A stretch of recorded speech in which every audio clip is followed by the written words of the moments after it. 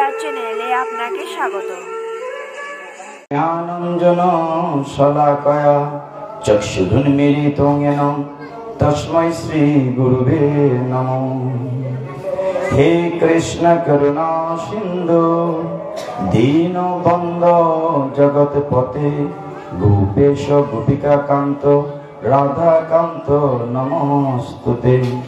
তপ্ত কাঞ্চন গৌরাঙ্গী রাধে বৃন্দাবনেশ্বরী বৃষভানুসুতে দেবী প্রণমামি হরিপ্রিয়ে। নমো মহাবদান্নায় কৃষ্ণ প্রেম প্রদায়তে কৃষ্ণায় কৃষ্ণ চৈতন্য নাম্নে গৌরতীশে নমঃ। নারায়ণং নমস্কৃত্য নরস্নৈব নরোত্তমং দেবীং সরস্বতীং ব্যাসং ততো জয় মুদীরয়েৎ। নমঃ বিষ্ণুপাদায় কৃষ্ণপ্রেষ্ঠায় ভূতলে শ্রীমতে ভক্তি বেদান্ত স্বামিনীতি নামিনে। নমস্তে সরস্বতী দেবে গৌরবাণী প্রচারিণে নির্বিশেষ শূন্যবাদী পাশ্চাত্য দেশ তারিণে। বাঞ্ছাকল্পতরুভ্যশ্চ কৃপা সিন্ধুভ্যো এব চ পতিতানাং পাবনেভ্যো বৈষ্ণবেভ্যো নমো নমঃ। আমরা কৃপা করে হাত তুলি। জয় শ্রীকৃষ্ণ চৈতন্য প্রভু নিত্যানন্দ শ্রী অদ্বৈত গদাধর শ্রীবাসাদি গৌর ভক্ত বৃন্দ। হরে কৃষ্ণ কৃষ্ণ কৃষ্ণ হরে হরে, হরে রাম রাম রাম হরে হরে। হরে তৎসৎ।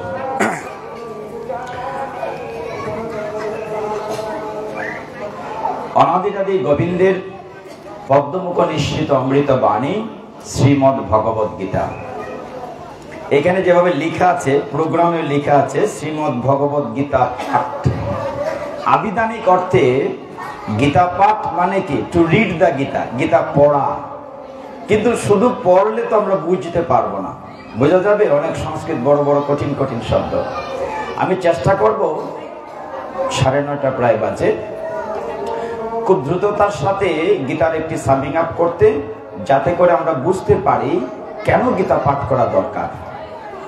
এই যে রাত্রিবেলা আপনারা কষ্ট করে চমৎকার আয়োজন করেছেন, অনেক পয়সা খরচ করছেন, আমরাও দূর দূরান্ত থেকে এসছি, কিন্তু আপনার এবং আমাদের মানে মাধবপুরের এবং আমি যেহেতু হবিগঞ্জ সদরে, আমাদের একটি পরম সৌভাগ্য আছে। ভাগ্যের কথাটাকে বলি, আমরা যখন হবিগঞ্জের বাইরে কোনো প্রোগ্রামে যাই, কিংবা দেশের বাইরে কোনো প্রোগ্রামে যাই, বিদেশে কোনো প্রোগ্রামে যাই, লন্ডন কিংবা আমেরিকা, সুইডেন, জাপান, যখন বিভিন্ন দেশে যাই, তখন বিদেশের লোকেরা আমাদেরকে এরকম জড়িয়ে ধরে। কেন জানেন? বলেন যে আপনারা তো মহাপ্রভুর দেশ থেকে এসছেন। বলে কি যে ঢাকা দক্ষিণ, তাদের কথাটা হলো যে আমরা ঢাকা দক্ষিণ মহাপ্রভুর মিশ্রবাড়ি, কিংবা মহাপ্রভুর আরও যারা পার্শ্বদ আছেন, সেন শিবানন্দ মৌলভীবাজার, অদ্বৈত প্রভু, ওই যে পংতীর্থ শুরু হবে পরশুদিন, অদ্বৈত প্রভুর বাড়ি সুনামগঞ্জ, কিংবা শ্রীবাস ঠাকুরের বাড়ি বিয়ানীবাজার। বলেন আপনারা মহাপ্রভুর দেশ থেকে আসছেন, আমাদেরকে জড়িয়ে ধরে। কিন্তু আপনারা আমরা যারা হবিগঞ্জের লোক, তখন আমরা বলি যে না, আমাদের একটু বেশি আছে। বলে বেশিটা কি? বলে বেশিটা হচ্ছে আমাদের দেশে একটি প্রচলিত প্রবাদ আছে। প্রবাদটি কি? আপনাদের এখানে নিশ্চয়ই আছে, আমি যেহেতু আপনাদের লোক, হবিগঞ্জের লোক।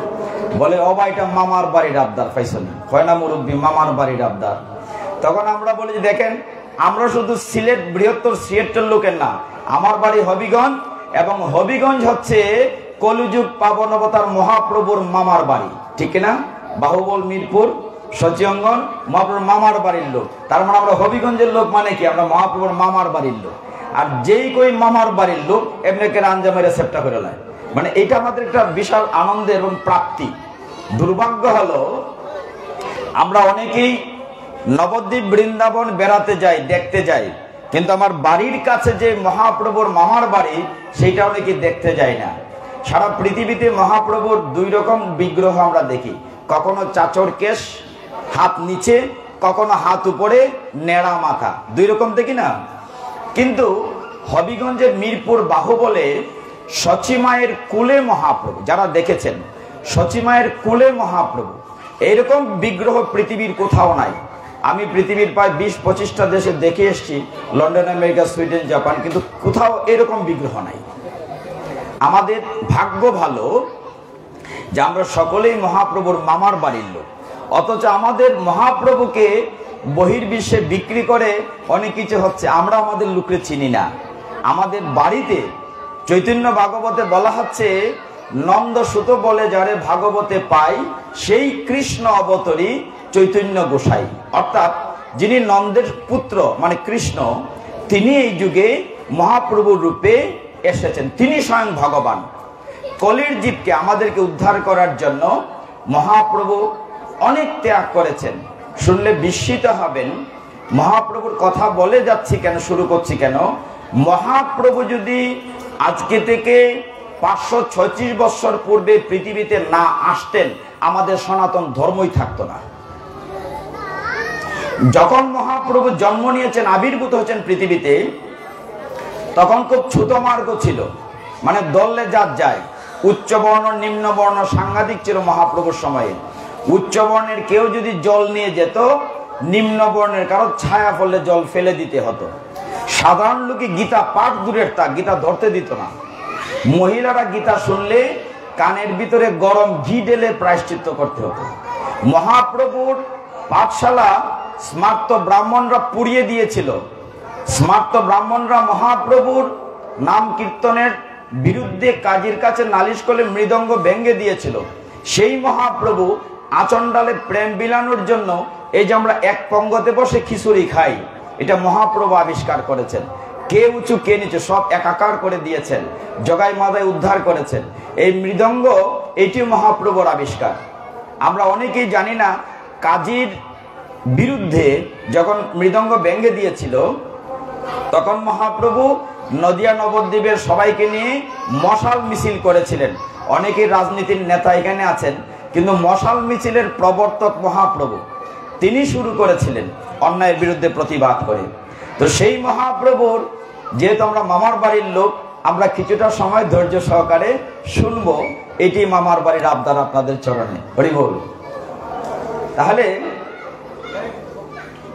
আমি আবার অনুরোধ করছি অভিভাবকদেরকে, ছোট বাচ্চাদেরকে প্লিজ কন্ট্রোল করেন, নালে হয় কি এই প্রোগ্রামটা কিন্তু আপনাদের গিরিধারী মন্দির থেকে সারা পৃথিবীর লোক দেখছে। এটা আমাদের হবিগঞ্জের মান ইজ্জতের প্রশ্ন। পুরো প্রোগ্রামটা লাইভ টেলিকাস্ট হচ্ছে সারা পৃথিবীতে, হরি বল। গীতা একটি কঠিন গ্রন্থ অনেকেই মনে করেন, কিন্তু যে বিষয়টি শুরু করতে চাই বলে, গীতা আপনারা সকলেই জানেন মহাভারতের বিশ্ব পর্ব থেকে নেওয়া হয়েছে, মহাভারতের একটা অংশ। মহাভারতের যেমন 18টি পর্ব আছে, তন্মধ্যে একটি পর্বের নাম বিশ্ব পর্ব। সেখান থেকে 25 থেকে 42 পর্যন্ত 18টা অধ্যায় আলাদা করা হয়েছে। এটি হচ্ছে গীতা। এবং এই গীতাটিতে যখন ভগবান অর্জুনকে লক্ষ্য করে জ্ঞান দিচ্ছিলেন, বুঝতে হবে এই জ্ঞানটি অর্জুনকে না, সমগ্র জগৎবাসীকে দিয়েছেন আমাদের জন্য। আজকে আসরে আমরা যারা আছি, যদি একটু কৃপা করেন, জীবনে তো বহু সময় আপনারা নষ্ট করি, আমরা নষ্ট করি, 2টা ঘন্টা একটু ধৈর্য ধরে বসি, মনে করলাম 2টা ঘন্টা নষ্টই করলাম, জীবনে তো অনেক সময় নষ্ট করি। আচ্ছা বলেন তো, এখানে আমরা যারা বসছি, কেউ কি বুকে হাত দিয়ে বলতে পারবেন আমি কিন্তু উঠতে পারবো? কেউ বলতে পারবেন চ্যালেঞ্জ দিয়ে যে আমি কিন্তু উঠতে পারবো না? কাজে এইটা যদি মনে করি এবং বিশ্বাস করি, স্বয়ং ভগবান ছাড়া, ইচ্ছে ছাড়া গাছের একটি পাতাও নড়ে না। আমরা 2টা ঘন্টা একটু ধৈর্য ধরি। জীবনে তো বহুদিন আমরা সময় নষ্ট করি, টেলিভিশন সিরিয়াল দেখে আড্ডা দেই 2টা ঘন্টা। আর প্লিজ ছোট বাচ্চাদেরকে একটু কন্ট্রোল রাখেন, হরি বল। কুরুক্ষেত্রের যুদ্ধক্ষেত্রে অর্জুনকে দিয়ে ভগবান এই জ্ঞানটি জগৎবাসীকে দিয়েছেন। এবং গীতায় তিনি বারবার যে কথাটি বলেছেন, শৃণু তৎশৃণু, শৃণু মানে শোনো, মন দিয়ে শোনো, লিসেন লিসেন। আমার দেহটা একটি ঘর, এই বডিটা একটা বাড়ি বা ঘর, কানটা হচ্ছে বৈঠকখানা, ড্রয়িং রুম। কারোর সাথে যখন প্রথম পরিচয় হয়, তাকে কি ভিতরের ঘরে নিয়ে যায়? না, প্রথম তাকে ড্রয়িং রুমে, বাংলা ঘরে, বৈঠকখানায় বসাই। তারপরে তার সাথে যখন ঘনিষ্ঠতা হয়, তার আমি ভিতরের ঘরে নিয়ে যাই। কাজে আগে ভগবানের কথা মন দিয়ে শুনতে হবে, কান দিয়ে শুনতে হবে। শুনলে পরে যখন ভগবানের সাথে আমার সম্পর্ক হবে, তখন তাকে আমি হৃদয়ের মন্দিরের ভেতরে নিয়ে যেতেও পারি। কাজে আগে শুনতে হবে। গীতায় বারবার বলা হচ্ছে কথাটি শৃণু। শুধু তাই নয়, আমরা যারা বৈষ্ণবীয় ধারায় জীবন ধারণ করি, স্পষ্টত 9টা সিঁড়ি দেয়া আছে ভগবান সাথে পৌঁছা পর্যন্ত, 9টা ধাপ। প্রথম কথাটাই বলা হচ্ছে শ্রবণং। শ্রবণং, কীর্তনং, বন্দনং, ধাপে ধাপে যাচ্ছে। প্রথম কথাটা হচ্ছে টু লিসেন, মন দিয়ে শুনতে হবে। এখন পাঠে এসে যদি ওই আবার বাড়ির কথাই আকথা কুকথা কান কথা বাড়ির কথায় লাভ করলাম, গুসুর গুসুর ফিরিস, তার দরকার নাই। তাহলে পাঠে আসবেন, পাঠের কথা বলবেন, শুনবেন। আপনার না, আপনার সকলের, আমাদেরও মঙ্গল হবে। আপনাদের চরণধুলি আমি পাবো। হরি বল। যুদ্ধ তো কোনো শুরু হয়নি। আমরা সকলেই, ওই যে বললাম, আমরা গীতাটা বুঝতে সবচেয়ে সহজ হবে। আমরা সকলেই নিজেকে মনে করবেন আমরা সকলেই অর্জুন। এখন মায়েরা বলবেন আমরা মহিলা, আমরা কি করে অর্জুন হই? অর্জুন তো পুরুষ ছিল। শাস্ত্র বলছে পুরুষ বা নারী বলে কিচ্ছু নাই। আমরা সকলেই প্রকৃতি, একমাত্র পুরুষ পুরুষোত্তম অনাদিরাদি গোবিন্দ। আমরা সকলেই প্রকৃতি। হয়তো দেহগত ডিজাইন ডিফারেন্ট থাকতে পারে, কিন্তু আমরা সকলেই প্রকৃতি, একমাত্র পুরুষ পুরুষোত্তম অনাদিরাদি গোবিন্দ। যুদ্ধ তো কোনো শুরু হয় নাই। গতকাল যেহেতু গীতা পাঠ হয়েছে, আমি হয়তো সবটা টাচ করতে পারবো না অল্প সময়ে। গীতা আপনারা দেখেছেন, অন্ধরাজা ধৃতরাষ্ট্র একটা শ্লোক বলেছে, মামনি একটা বলেছে না, অন্ধরাজা ধৃতরাষ্ট্র। সঞ্জয় বলেছে 40টি শ্লোক, আর অর্জুন বলেছে 85টি শ্লোক, ভগবান বলেছেন 574টি শ্লোক, সবকিছু মিলিয়ে 700 শ্লোক। গীতা একদম সামিং আপ থেকে যদি শুরু করি, যেমন আজকে আপনি এখানে বসেছেন, আমি অধম জ্ঞানহীন এখানে এসেছি। আমার একটি উদ্দেশ্য আছে, কি চেষ্টা করব সহজভাবে গীতাটাকে আমরা যাতে সকলে তুলে ধরতে পারি। 18টা অধ্যায়কে যদি আমরা 18টা ফুলের বাগান মনে করি, বিভিন্ন বাগান থেকে একটা দুটো ফুল নিয়ে একটা মালা লাগাতে চেষ্টা করব। যেমন গীতার সামিং আপটা উল্টো দিক থেকে, সব দিন তো আমরা বাইল থেকে পড়েন, আজকে উল্টা দিক থেকে পড়ি, তাহলে বুঝতে সুবিধা হবে। গীতার একদম শেষের অধ্যায়টির নাম কি? হ্যাঁ, মুখ্যযোগ। মুখ্যযোগের শেষের শ্লোকটা হচ্ছে 78 নম্বর শ্লোক। এটি সঞ্জয় বলেছে। সঞ্জয় কেন বলেছে দেখেন, মজার ঘটনা। অন্ধরাজা ধৃতরাষ্ট্রের কাছে কৃষ্ণদেবরায়ণ বেদব্যাস গেছেন, গিয়ে বলছেন, হে রাজন, তুমি কি যুদ্ধ দেখতে চাও? তিনি বলছেন আমি দেখতে চাই না। আবার বলছেন দেখতেও চাই, দুটা নাই ছিলেন। কেন? তিনি চাইতেন যেন তার ছেলেরাই জয়লাভ করে। আবার চিন্তা করলেন যদি আমার ছেলেরা হেরে যায়, তাহলে বাবা হয়ে তাদের মৃত্যু কি করে দেখব। এটা চিন্তা করে বললেন আমি দেখতে চাই না। আমার একজন কর্মচারী আছে সঞ্জয়, তাকে দিব্য দৃষ্টি দেন, সে দেখবে, আমি শুনবো। তখন বেদব্যাস তার শিষ্য সঞ্জয়কে দিব্য দৃষ্টি দিলেন।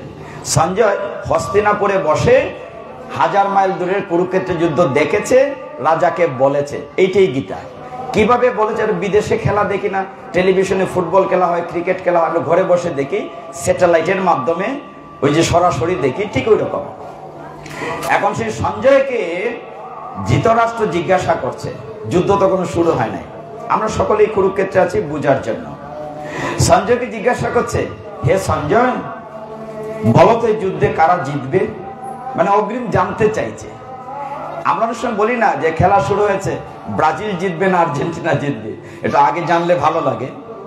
তখন সঞ্জয়কে যখন জিজ্ঞাসা করা হয়েছে, হে সঞ্জয়, বলো তো যুদ্ধে কে জিতবে? এখন সঞ্জয় যদি সরাসরি বলে যে তুমি জিতবে না, ওই পক্ষ জিতবে, তাহলে তোর চাকরি থাকে না, কারণ সে তো তার আন্ডারে চাকরি করে। তখন সঞ্জয় একটু শ্লোক দিয়ে ঘুরিয়ে বলেছে, এইটাই গীতার শেষ শ্লোক বা 78 নম্বর শ্লোক। সে কি বলেছে? সঞ্জয় বলেছে, ইয়ত্র যোগেশ্বর কৃষ্ণ ইয়ত্র পার্থ ধনুর্ধর তত্র শ্রী বিজয় ভূতির দ্রবা নীতির মতির মম। অর্থ কি? এটাই গীতার শেষের শ্লোক। আমরা উল্টা দিক থেকে শুরু করলাম। শেষের শ্লোকে সঞ্জয় বলছে ইয়াত্রা গীতা বিচারশ্চ না বলে বলছে ইয়াত্রা কৃষ্ণ যুগেশ্বর। শব্দটি খেয়াল করেন, কৃষ্ণকে বলছে যুগেশ্বর, এটা একটা অ্যাডজেক্টিভ বিশেষণ। অর্থ হচ্ছে যে পক্ষে থাকেন কৃষ্ণ যুগেশ্বর, সেই পক্ষে থাকেন পার্থ ধনুর্ধর, সেই পক্ষে শ্রী বিজয় লক্ষ্মীয় সম্পদ, সেই পক্ষে ধর্মনীতি ইহা মূর মত। মত মানে তার অপিনিয়ন। সঞ্জয় তার মতটা জানাই দিল। তার রাজা জিজ্ঞাসা কি করেছিল যে কারা জিতবে।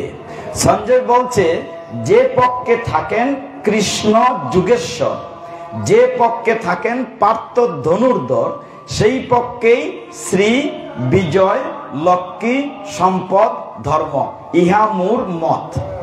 তো this is the opinion. Sanjay কি বলছে যে যদি কৃষ্ণ যুগেশ্বর থাকেন।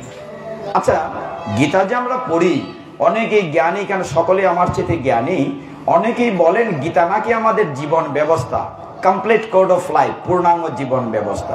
তাহলে গীতার সাথে আমাদের জীবনের একটা মিল খুঁজতে হবে, কেন আমরা গীতা পড়ছি। আচ্ছা বলেন তো, এই শ্লোকটিতে বলা হচ্ছে যে পক্ষে থাকেন কৃষ্ণ যুগেশ্বর, সেই পক্ষেই শ্রী বিজয় লক্ষ্মী সম্পদ ধর্ম। আচ্ছা, আমরা কি চাই কিনা এগুলা? আমরা যারা সংসারে আছি, আমরা শ্রী চাই কিনা? শ্রী মানে তো সুন্দর। আমরা চাই কিনা মামনি শ্রী? নিশ্চয়ই চাই। এই সুন্দর থাকার জন্য কত ফেয়ার অ্যান্ড লাভলি মাকে, তাই না, কত চেষ্টা করি। আচ্ছা, আমরা সম্পদ চাই কিনা? নিশ্চয়ই চাই। আমরা বিজয় চাই কিনা? ইলেকশন আইলে বোঝা যায় বিজয় চাই কিনা। আচ্ছা, আমরা ধর্ম চাই কিনা? চাই। গীতা কি সিদ্ধান্ত দিয়েছে? দেখেন গীতা আমাদের জীবনের কথা কিভাবে বলে। গীতা বলছে তুমি যদি শ্রী চাও, বিজয় চাও, লক্ষ্মী চাও, সম্পদ চাও, ধর্ম চাও, তাহলে কৃষ্ণকে তোমার পক্ষে নিতে হবে। আমার কথা না, গীতার সিদ্ধান্ত। গীতা সঞ্জয় বলছে যে পক্ষে থাকেন কৃষ্ণ যুগেশ্বর, অন্ধরাজাকে বলছেন এখন বুঝে নাও কারা জিতবো। যে পক্ষে থাকেন কৃষ্ণ যুগেশ্বর, সেই পক্ষেই শ্রী বিজয় লক্ষ্মী সম্পদ সব। এখন আমরাও তো এইগুলা চাই। যদি চাই, গীতার সিদ্ধান্ত দিয়েছে কৃষ্ণকে আমার পক্ষে নিতে হবে, কথা ঠিক। তাহলে আমরা একটা টার্গেট নিয়ে বসলাম, আজকে পাঠে, গীতা পাঠে বসলাম যে আমরা যেভাবেই হোক কৃষ্ণকে আমাদের পক্ষে নিতে হবে। পক্ষে দুইভাবে নেওয়া যায়। যদি কোথাও মারামারি লাগে, আমার পক্ষে কে যায়? আমার আপনজন। যদি কোর্টে মামলা হয়, এখানে আরেকজন উকিল বাবুর সাথে দেখা হয়েছে, মামলা হইলে আপনার পক্ষে কে যায়? আপনার নিজের জনই যায়। আরেকটা লোকের পক্ষে নেওয়া যায় যদি টাকা দিয়ে বুকিং করা যায়। কিন্তু কৃষ্ণকে তো টাকা দিয়ে পক্ষে নেওয়ার কোনো সুযোগ নাই। There is no scope to give something the Almighty Sri Krishna. উনি তো আমাদের মতো লিভিং পারসন না। কিন্তু গীতা সিদ্ধান্ত দিয়েছে আপনি যদি সুন্দর চান, লক্ষ্মী চান, বিজয় চান, ধর্ম চান, তাহলে কৃষ্ণকে আপনার পক্ষে নিতে হবে। এখন কি করে পক্ষে নেবেন, এটা আমরা 1-1.5 ঘন্টার ভিতরে বের করব গীতা পাঠের মধ্য দিয়ে। আমরা গীতায় আছি। এই একটি শব্দ খেয়াল করেন, বলা হচ্ছে ইয়াত্র যুগেশ্বর কৃষ্ণ, মানে যে পক্ষে থাকেন যুগেশ্বর কৃষ্ণ। কৃষ্ণের শব্দটির সামনে একটা যুগেশ্বর শব্দ লাগানো আছে। যুগেশ্বর মানে কৃষ্ণ হচ্ছেন সমস্ত যুগের ঈশ্বর। যুগ মানে কৌশল, টেকনিক। আমরা কিসের সুপার ইঞ্জিনিয়ার? ভগবান হচ্ছে সুপার ইঞ্জিনিয়ার, মানে তার চেয়ে বড় আর টেকনিক কেউ জানে না। এই জন্য বলা হচ্ছে যুগেশ্বর। তাহলে একটা উদাহরণ দেই, বুঝতে সুবিধা হবে। যুদ্ধ তখনও শুরু হয় নাই। কৃষ্ণ তখন দ্বারকার রাজা। কোথাকার রাজা বলছি মা? দ্বারকার রাজা। কৃষ্ণের অনেক অনেক সৈন্য ছিল, খুব শক্তিশালী। কৃষ্ণের সৈন্যবাহিনীকে বলা হতো নারায়ণী সেনা। ও ফাঁকার একটা কথা বলি, আমাদের কিন্তু সাবধান থাকতে হবে। এই কলির যুগে কলির দুইটা মেয়ে আছে, একটা হচ্ছে নিদ্রা, একটা আলস্য। আপনাদেরকে আমাদেরকে অ্যাটাক করতে পারে, খুব সাবধানে থাকেন। হরি বল। এবং দেখবেন ওইটা ওই পাটের আসরে ধরে, আর যখন জপতলিতে মালা নেন তখন ঠুকরাইতেছে ইচ্ছা মতো। আরেকটা জায়গা তাড়াহুড়া করে, কখন জানেন? ঠাকুর ঘর গেলে, আপনারা তো অভিগঞ্জের লোক, আমার বাসা বুঝুন তখন যেটা হইতেছে। ঠাকুর ঘর গেলে দেখবেন মনে হয় 2 নাইট তাস, কেমনে খালি 2টা ফুল তুলসিতে বাইরে যেতাম গিয়া, অন্য সময় তাস নাই। দেখবেন ঠাকুর ঘর গেলে এই সময়তে তাস, খালি কেমনে বাইরে যেতাম গিয়া। আর মাঝে মধ্যে তো আবার খলির মেয়েও আক্রমণ করে, একটু সাবধান থাকতে হবে, নাহলে তো গীতা শুনতে পারবো না। তখনও যুদ্ধ শুরু হয় নাই। মামনি কি আমার রাগ করছেন? রাগ করলে কিছু করার নাই, এটা অসুন্দর লাগে। আপনারা সবাই শুনতেছেন আর উনি বসি পাইতেছেন, তাহলে তো হবে না। হরি বল। তো যে কথাটি বলছিলাম, তখন কৃষ্ণ ছিলেন কোথাকার রাজা? দ্বারকার রাজা।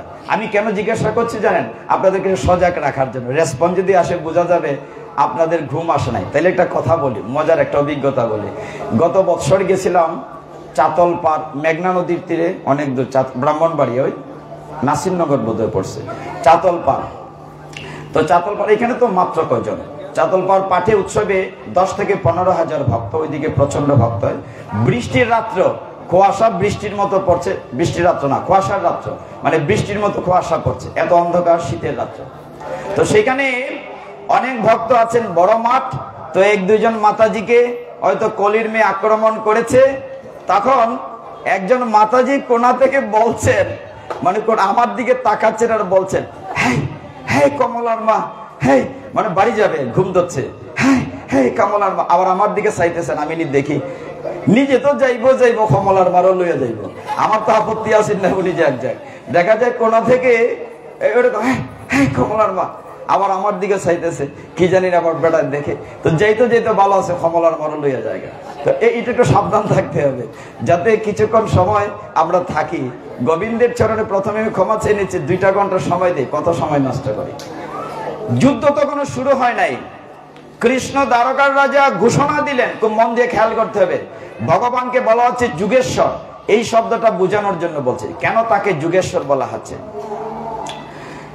ঘোষণা দিলেন যে কালকে ঘুম থেকে উঠে যাকে আমি প্রথম দেখব, সে যা চায় তাই দেব। খবরটা পাইলেন আমরা মামার চিনেননি, শকুনি মামায় খবরটা পাইয়া বাইকনা দুর্যোধন গেল, বাইকনা খবর একখান বালা আছে, বলে কি তা তাড়াতাড়ি দ্বারকা যাও, ওই যে গোয়ালার ফুলা, এরা কিন্তু ভগবান হয় না, গোয়ালার বেটা, হ্যাঁ, বাসুদেব ঘোষণা করেছে কালকে ঘুম থেকে উঠে যাকে প্রথম দেখবে সে যা চায় তাই দিবে, তুমি কে বেশি করে সৈন্যবাহিনী লই যাও, তার নারায়ণী সেনা আছে। খবর পেয়ে দুর্যোধন খুব ভোরে উঠে রওনা হয়েছে। ভগবান তো লীলা পুরুষোত্তম, তিনি তো সবকিছু অন্তর্যামী। তিনি কি করলেন? এরকম শুয়ে থাকলেন, আর মাথার পিছনে একটা চেয়ার রাখা হলো। কয়টা চেয়ার? একটা চেয়ার। খুব আমার দিকে খেয়াল করতে হবে। আমি কঠিন গীতাটাকে আস্তে আস্তে সহজ করে দেবো, বুঝতে পারছেন না কি করে আপনার গীতায় ঢুকে যাচ্ছেন। মাথার পিছনে কয়টা চেয়ার? একটা চেয়ার। দুর্যোধন তো রাজার ছেলে, একটা বাপসাব আছে না, বেড়াটা না, সে যুবরাজ। সে গিয়ে দেখলো একখানা চেয়ার, ভাবলো এটা তো আমার লাগবে। ওই সে ভগবানের মাথার পিছনে ওই চেয়ারের উপরে বসে ঠেঙ্গের উপরে পা নাড়াচ্ছে। অনেকক্ষণ পরে অর্জুন গেল, অর্জুনকে দেখে দুর্যোধন বলছে, আইয়া লাভ নাই, ইউ আর টু লেট। একটা চেয়ার ছিল, আমি এটা অকুপাই করে ফেলেছি, আর কোনো বহার জায়গা নাই। অর্জুন তো ভক্ত, ভগবান তো শুয়ে আছেন। অর্জুন কি করলো? ভগবানের চরণ প্রান্তে জোর হাতে বসে থাকলো, যে কখন কৃষ্ণের ঘুম ভাঙবে কথা বলবে।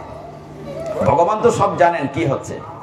কিছুক্ষণ পরে ভগবান কি করলেন? চোখ খুলে বলছেন, ভ্রাতা অর্জুন কেমন আছো, কখন এসেছো? যেই কথা বলছেন দুর্যোধন তো ফল মেরে উঠছে, বলে ফাইজলামের জায়গা পান না, প্রথমেই ফার্সিলিটি শুরু করছেন, আমি আইছি আগে, আপনি আমার সাথে কথা না বলে অর্জুনকে জিজ্ঞাসা করতেছেন। কৃষ্ণ বললেন, আচ্ছা বলো তো আমি কি বলেছি? বলে আপনি বলেছেন ঘুম থেকে উঠে যাকে প্রথম দেখবেন সে যা চায় তাই দিবে। তো ভগবান বলছেন, বলো আমি কি কথার খেলাপ করেছি? আমি ঘুম থেকে উঠে চোখ তো সামনেই যায়, আমি তো অর্জুনরেই প্রথম দেখেছি। তুমি যে আমার মাথার পিছনে বসে আছো, আমার মাথার পিছনে তো চোখ নাই যে দেখতাম তুমি আইছো। হরি বল। এই হচ্ছেন কৃষ্ণ, যুগেশ্বর। যুগেশ্বর মানে সমস্ত কৌশলের রাজা। অর্জুনকে বললেন, অর্জুন তুমি আগে চাও, তুমি তো দুইজনের মধ্যে ছোট। আর দুর্যোধন তো টেনশন করতেছে, কি জানি সৈন্য চাইয়া লয়ে যায়। কৃষ্ণ বলছেন, না, দুইটা বিষয় আছে, ওই সৈন্য না হয় আমি, কোনটা চাও বলো। দুর্যোধনে পায়চারি করতেছে, সর্বনাশ, এ যেন সৈন্য না চায়, সৈন্য না চায়। অর্জুন বলছে, হে জনার্দন, আমার তোমাকে দরকার, আমার সৈন্যের দরকার নাই। কৃষ্ণ বলেন, দেখো আমাকে নিয়ে তো কোনো লাভ হবে না, আমি তো বেকার, আমি তো অস্ত্রই ধরবো না, তুমি বুঝে বলো। অর্জুন বলছে, না, আমি তোমাকেই চাই, আমার সৈন্যর দরকার নাই। দুর্যোধনে বলতেছে, যেটা চাইছে দেলাইন, দেরি করে লাভ নাই, কারণ এটা দেলাইলে তো সে বাকিটা পাইল। তো বাড়িতে যখন ফিরে আসলো দুর্যোধন, ফিরে এসে খুব খুশি, সৈন্য পেয়েছে। শকুনি বলছে, মামা কাম এক কান কইরা লাইছি। বলি, কি আমি সব সৈন্য লই আইছি। বলি, তাহলে অর্জুন কি পেল? বলে, অর্জুন একটা ব্যাককল সুযোগ পাইয়াও সে গোয়ালার ফোলারে তার পক্ষে নিছে, অথচ উনি কোনো অস্ত্র ধরবে না। এটা শুনে শকুনি মাথায় হাত দিয়ে বসে পড়েছে। মামা, তুমি মাথায় হাত দিয়ে বসে পড়লে কেন? বলে, বাবারে, আমরা মনে হয় আর যুদ্ধে জিততে পারবো না। বলে, কেন মামা? তুমি না কত ছলনা জানো, পাশা খেলায় সকলকে হারিয়ে দাও, কত চালাকি জানো।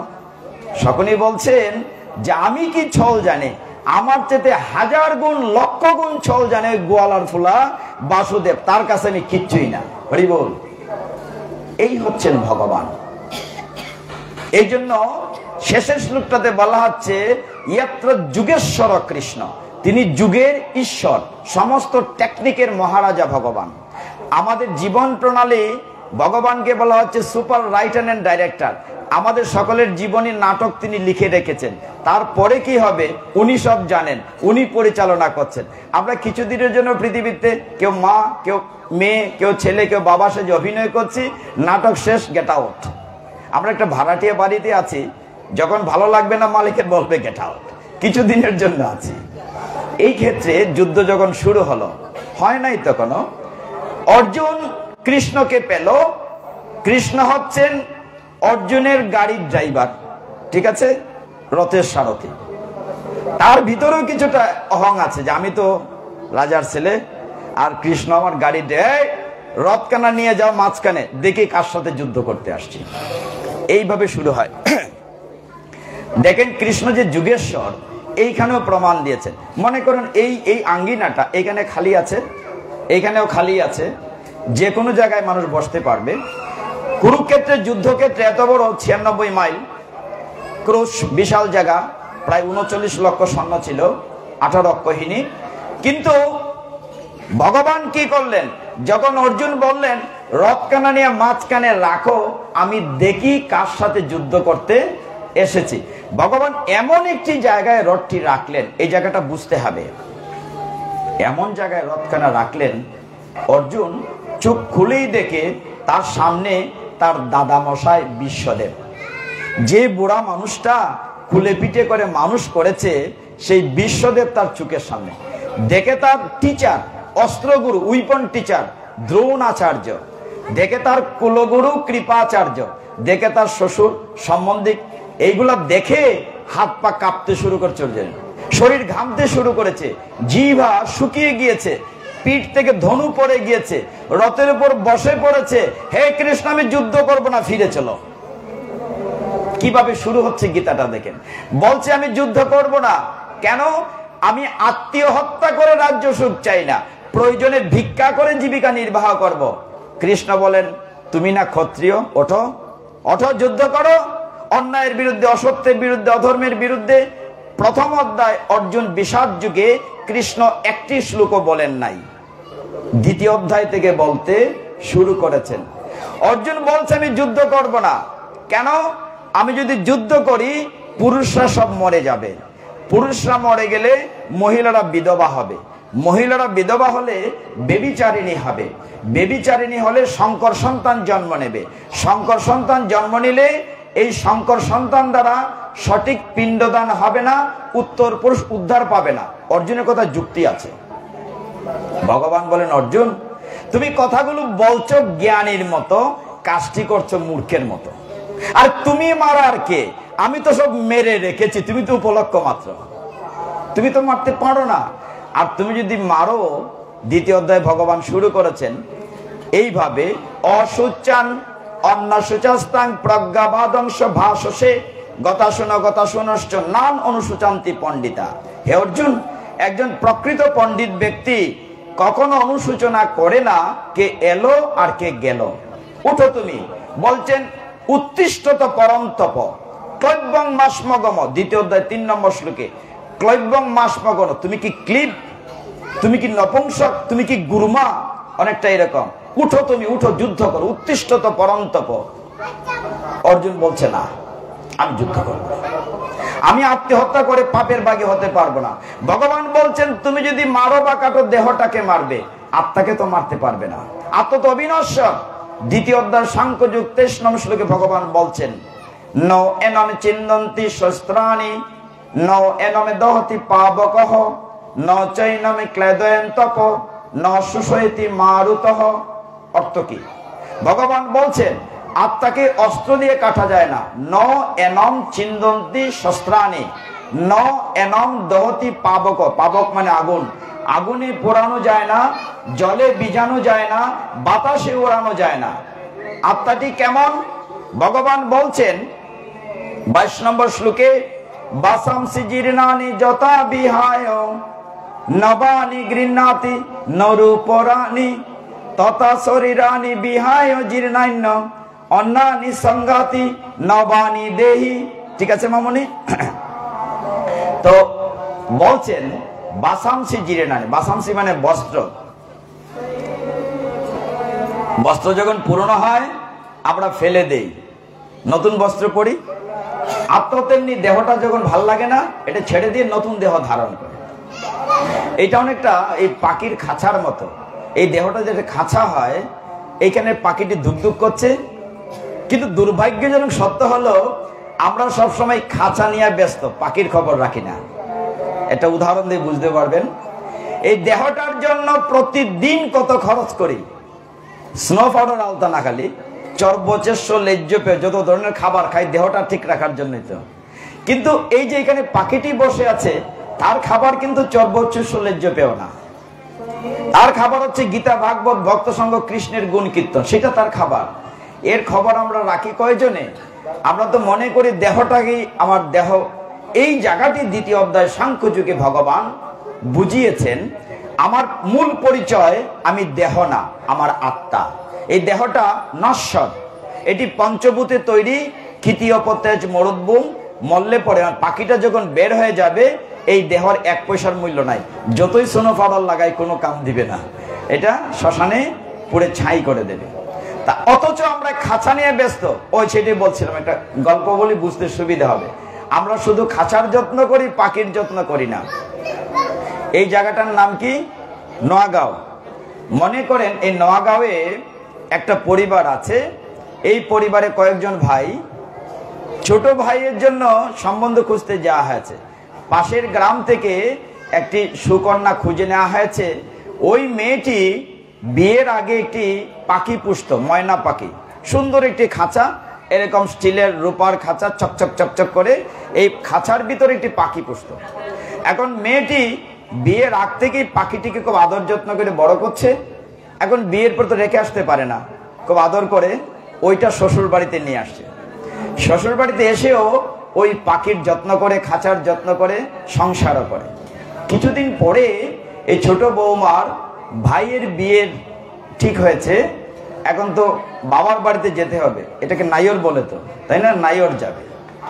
এখন নাইয়র যে যাবে, ছোট বৌমা এই খাঁচাটি কে দেখবে?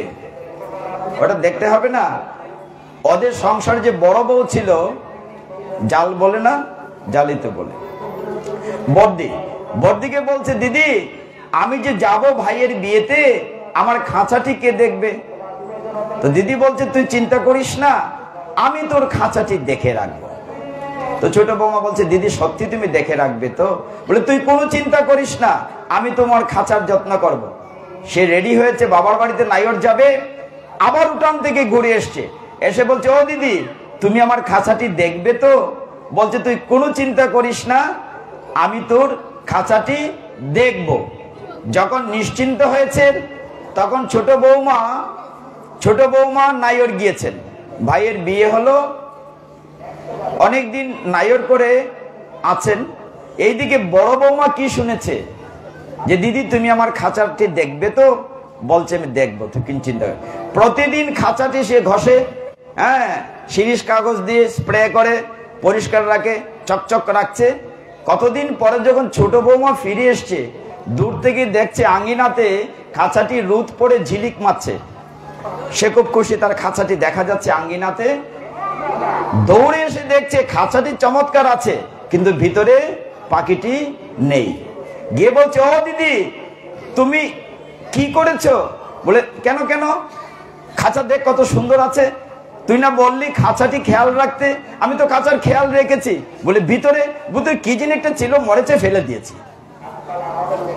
তুই তো বলেছিস তোর খাঁচাটি দেখে রাখতে, আমি খাঁচার যত্ন নিয়েছি কিনা? বলে হ্যাঁ। তো এই হচ্ছে আমাদের অবস্থা, আমরা খাঁচাটির যত্ন সব সময় নেই, কিন্তু ভেতরে যে পাখিটি দুক দুক করছে, ওটা যখন বেরিয়ে যাবে, আমাকে সবচেয়ে ভালোবাসে যদি আমার স্ত্রী মনে করি, সেই স্ত্রীও বলবে মোরা বাসি হচ্ছে, ঘর থেকে বের কর। শুধু বের করবে না, শ্মশানে নিয়ে খুঁচিয়ে খুঁচিয়ে আপনজন মারবে, পুড়বে।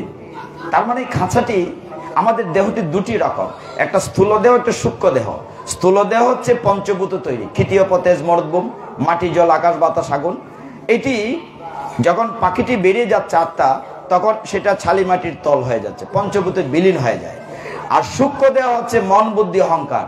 এই যে আমরা কাজ করছি, সারা জীবন যা করেছি, এই কর্মফলটা পরবর্তী জন্মে বহন করে নিয়ে যায়। যাই হোক, আমরা আরেকটু আগাই গীতার দিকে। যখন অর্জুন বলল আমি যুদ্ধ করব না, কেন বলছে? যে আমি আত্মীয় স্বজন হত্যা করতে পারবো না, কারণ তোমার কথা আমি শুনি না।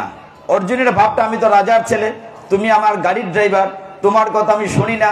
তুমি কি ভগবান নাকি? তোমার কি 4-5টা মাথা? তুমি তো আমার মতোই দেখতে, তোমার জন্ম আমার জন্ম একই রকম, তুমি তো মনুষ্য দেহ, তোমারও দুটি হাত আমার দুটি পা। কৃষ্ণ বলেন, অর্জুন সকলেই ভুল করে, তুমিও ভুলটা করলে। আমরা একটু আগাই, 4র্থ অধ্যায় জ্ঞান যুগ 9 নম্বর শ্লোকে ভগবান কি বলছেন? জন্ম কর্ম চমে দিব্যম এবমিও ব্যক্তি তত্ত্বতঃ ত্যক্তা দেহম পুনর্জন্ম ন ইতি মামেতি সু অর্জুন। হে অর্জুন, তোমার আমার জন্মকর্ম এক না, আমার জন্ম দিব্য অলৌকিক। তুমি ভুলে গিয়েছো, আমার জন্ম হয় না, আমি অজ। আমি যখন ভাদ্র মাসের কৃষ্ণপক্ষের অষ্টমী তিথি রোহিণী নক্ষত্রে কংসের কারাগারে ঝঞ্ঝঞ্ঝার রাত্রিতে আবির্ভূত হয়েছিলাম, আমার তখন 4 হাত ছিল। তুমি ভুলে গেছো, তোমার জন্ম আমার জন্ম এক না, আমি জন্মহীন, আমি জন্মরহিত, আমি অজ। তবু অর্জুন বুঝতে চায় না, মানে আমরা বুঝতে চাই না। আমরা সকলেই অর্জুন, আমরা ভগবানের ভগবত্তা বুঝতে চাই না।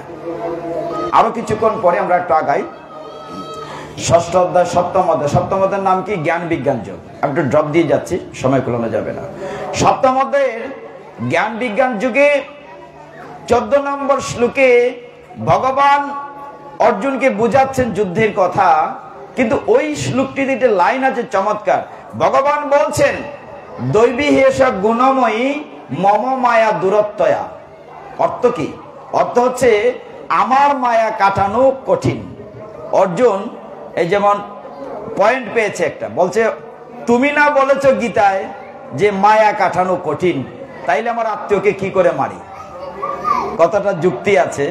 অর্জুন বলছেন তুমি গীতায় বলেছো 7ম অধ্যায় 14 নম্বর শ্লোকে যে তোমার মায়া কাটানো কঠিন, দৈবী হেষ গুণময়ী মম মায়া দূরত্বয়া। ভগবান বলেন তুমি তো শ্লোকের উপরের লাইনটা পড়েছো, নিচের লাইনটা পড়ো। উপরের লাইনে লেখা আছে মম মায়া দূরত্বয়া, আমার মায়া কাটানো কঠিন। পরের লাইনে ভগবান বলছেন মাম, মাম মানে আমার কাছে, মাম এব যে প্রপদ্যন্তে, প্রপদ্যন্তে মানে সারেন্ডার, আত্মসমর্পণ। মাম এব যে প্রপদ্যন্তে মায়া মেতাম তরন্তিতে, আমার কাছে যে আত্মসমর্পণ করে আমি তার মায়ার বাঁধন কেটে দেই। হরি বল। সমাধান আছে কিনা? এইভাবে যদি বুঝে বুঝে পড়েন, গীতায় সব উত্তর সাথে সাথে চলে আসবে। প্রথম লাইনে ভগবান বলছেন 14 নম্বর শ্লোকে 7ম অধ্যায়ে যে আমার মায়া কাটানো কঠিন। পরের লাইনে বলছেন আমার কাছে যদি আত্মসমর্পণ করো তাহলে আমি তোমার মায়ার বাঁধন কেটে দিই। তাহলে আমাদের কি করতে হবে? আজকে আমরা এইটুকুন কি বুঝলাম, যে ভগবানের কাছে আত্মসমর্পণ করতে হবে। তুমি চালাও তাই চলি, তুমি বলাও তাই বলি, আমার কোনো ক্ষমতা নাই।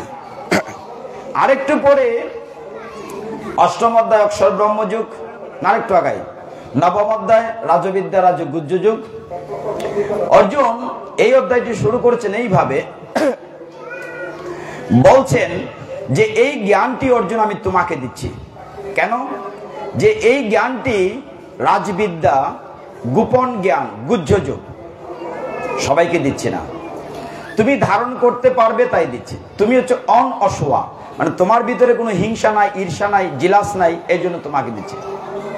নবম অধ্যায়ের 22 নম্বর শ্লোকে ভগবান কি বলেছেন?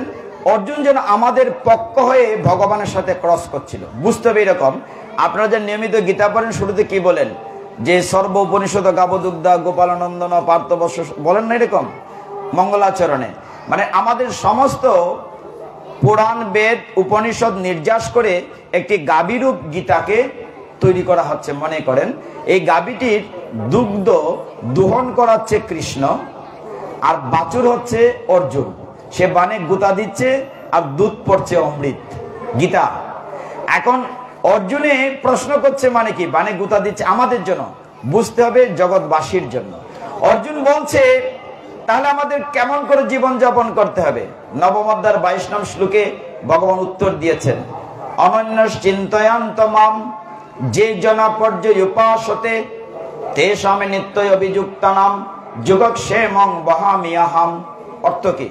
বলছেন অনন্য চিন্তয়ান্ত মাম, যে সব চিন্তা ভাবনা বাদ দিয়ে আমার চিন্তা করে। ভগবান বলছেন যে আমার চিন্তা করে, যে আমার উপাসনা করে, আমি তার যুগ এবং ক্ষেম দুটি বহন করি। এটা অর্থ কি? যুগ ক্ষেম, যুগ মানে আমাদের যা বিষয় সম্পত্তি আছে। ভগবান গীতায় নবম অধ্যায়ের 22 নং শ্লোকে বলেছেন আমি এইগুলা দেখাশোনা করি, যা আছে আমাদের। আর যা আমার নাই অথচ আমি চাই, এইগুলা ভগবান বলছেন আমি কাঁধে করে নিয়ে আসি।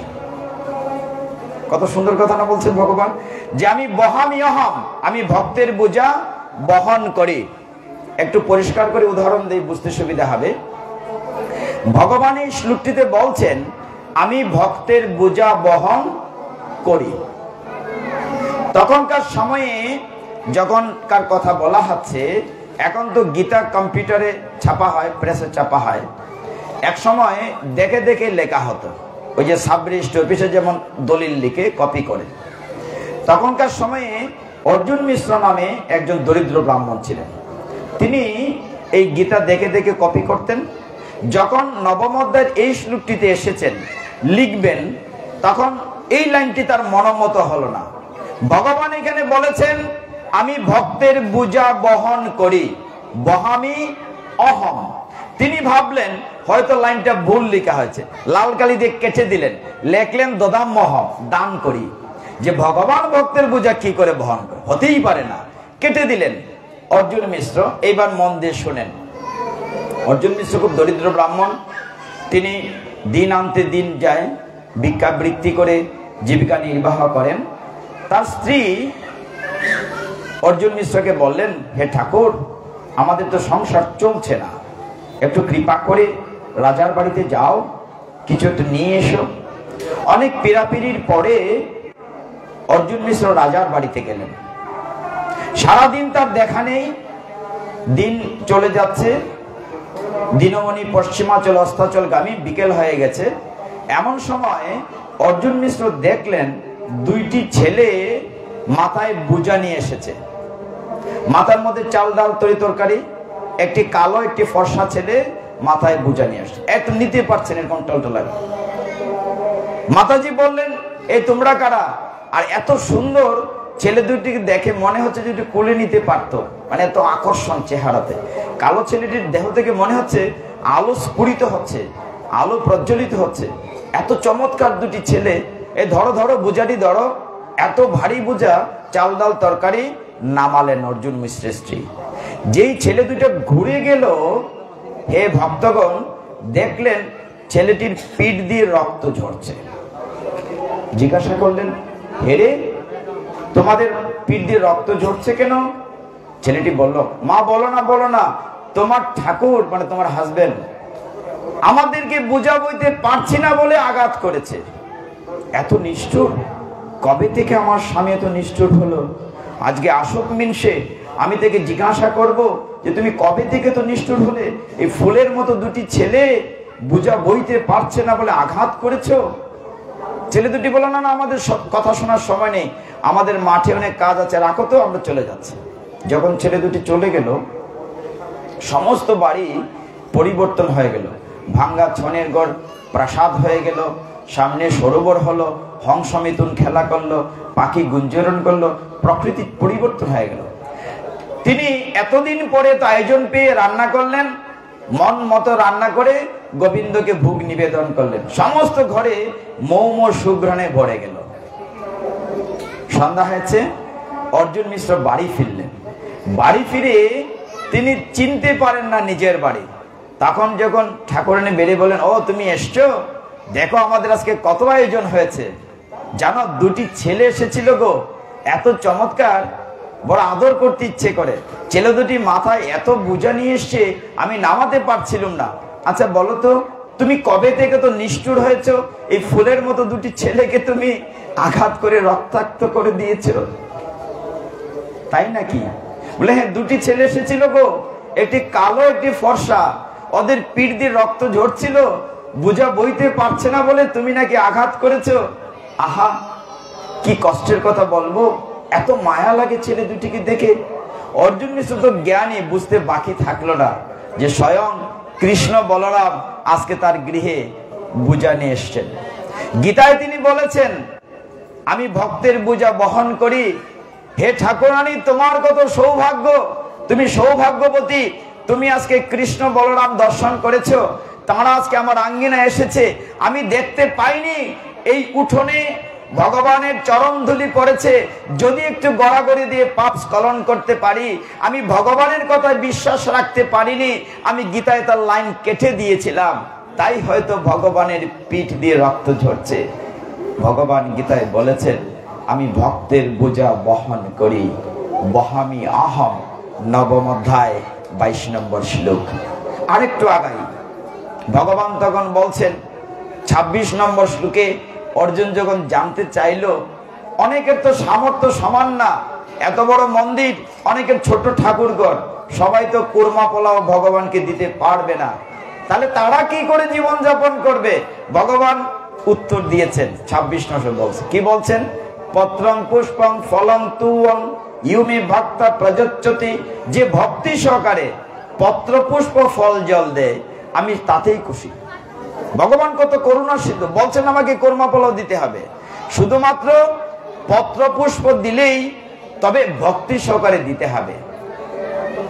শুধু পত্র দিয়ে কৃষ্ণকে পেয়েছিলেন রুক্মিণী দেবী, শুধু ফুল দিয়ে ভগবানকে পেয়েছিলেন ঐরাবত গজরাজ, শুধু ফল দিয়ে পেয়েছিলেন শবরী ত্রেতা যুগে, শুধু জল দিয়ে পেয়েছেন আমাদের অদ্বৈত প্রভু।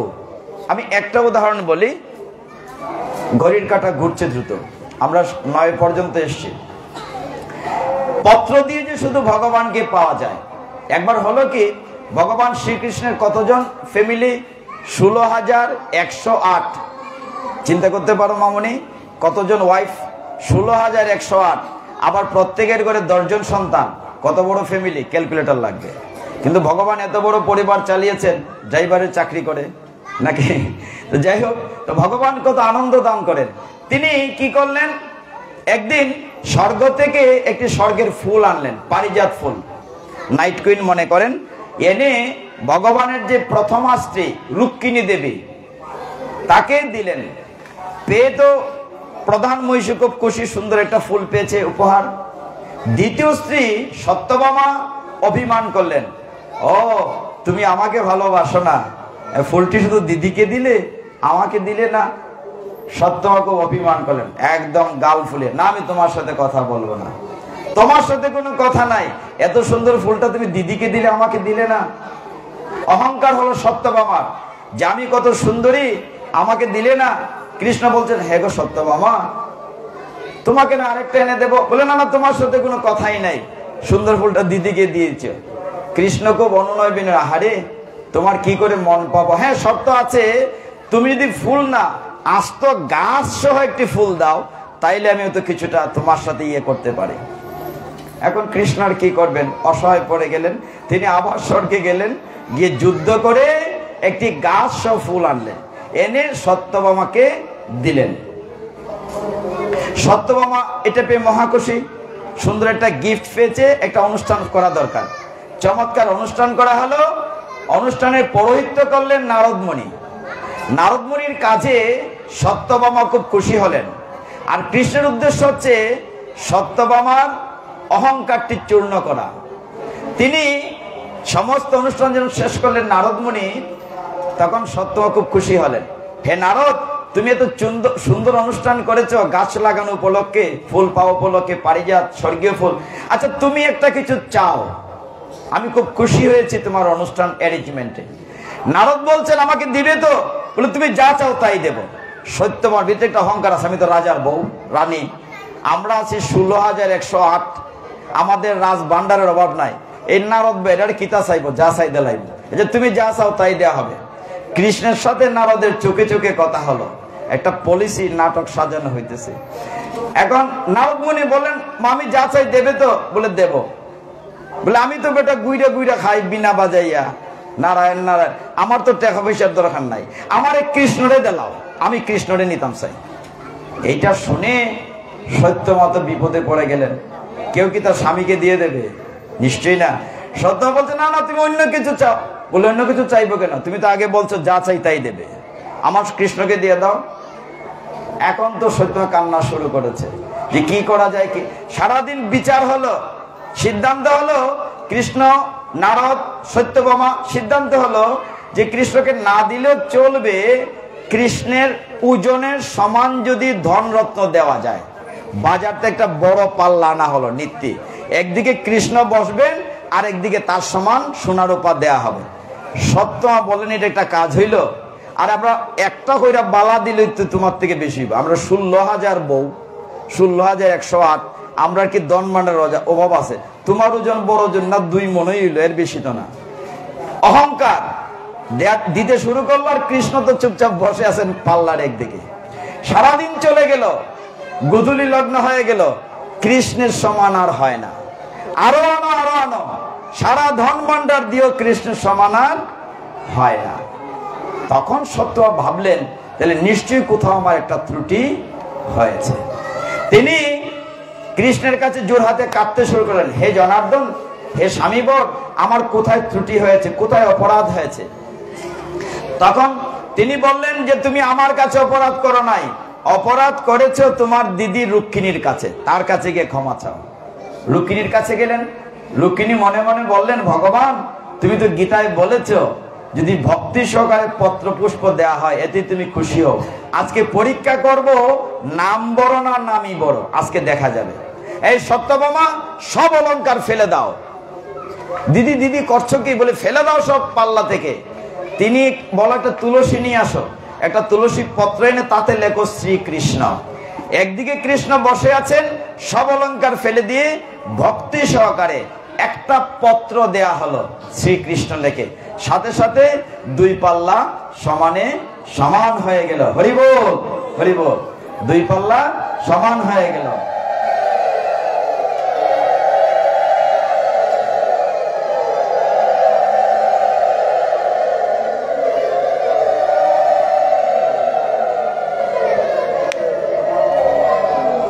তাইলে ভগবান যে শুধু পত্র দিয়ে পাওয়া যায় প্রমাণ হলো তো।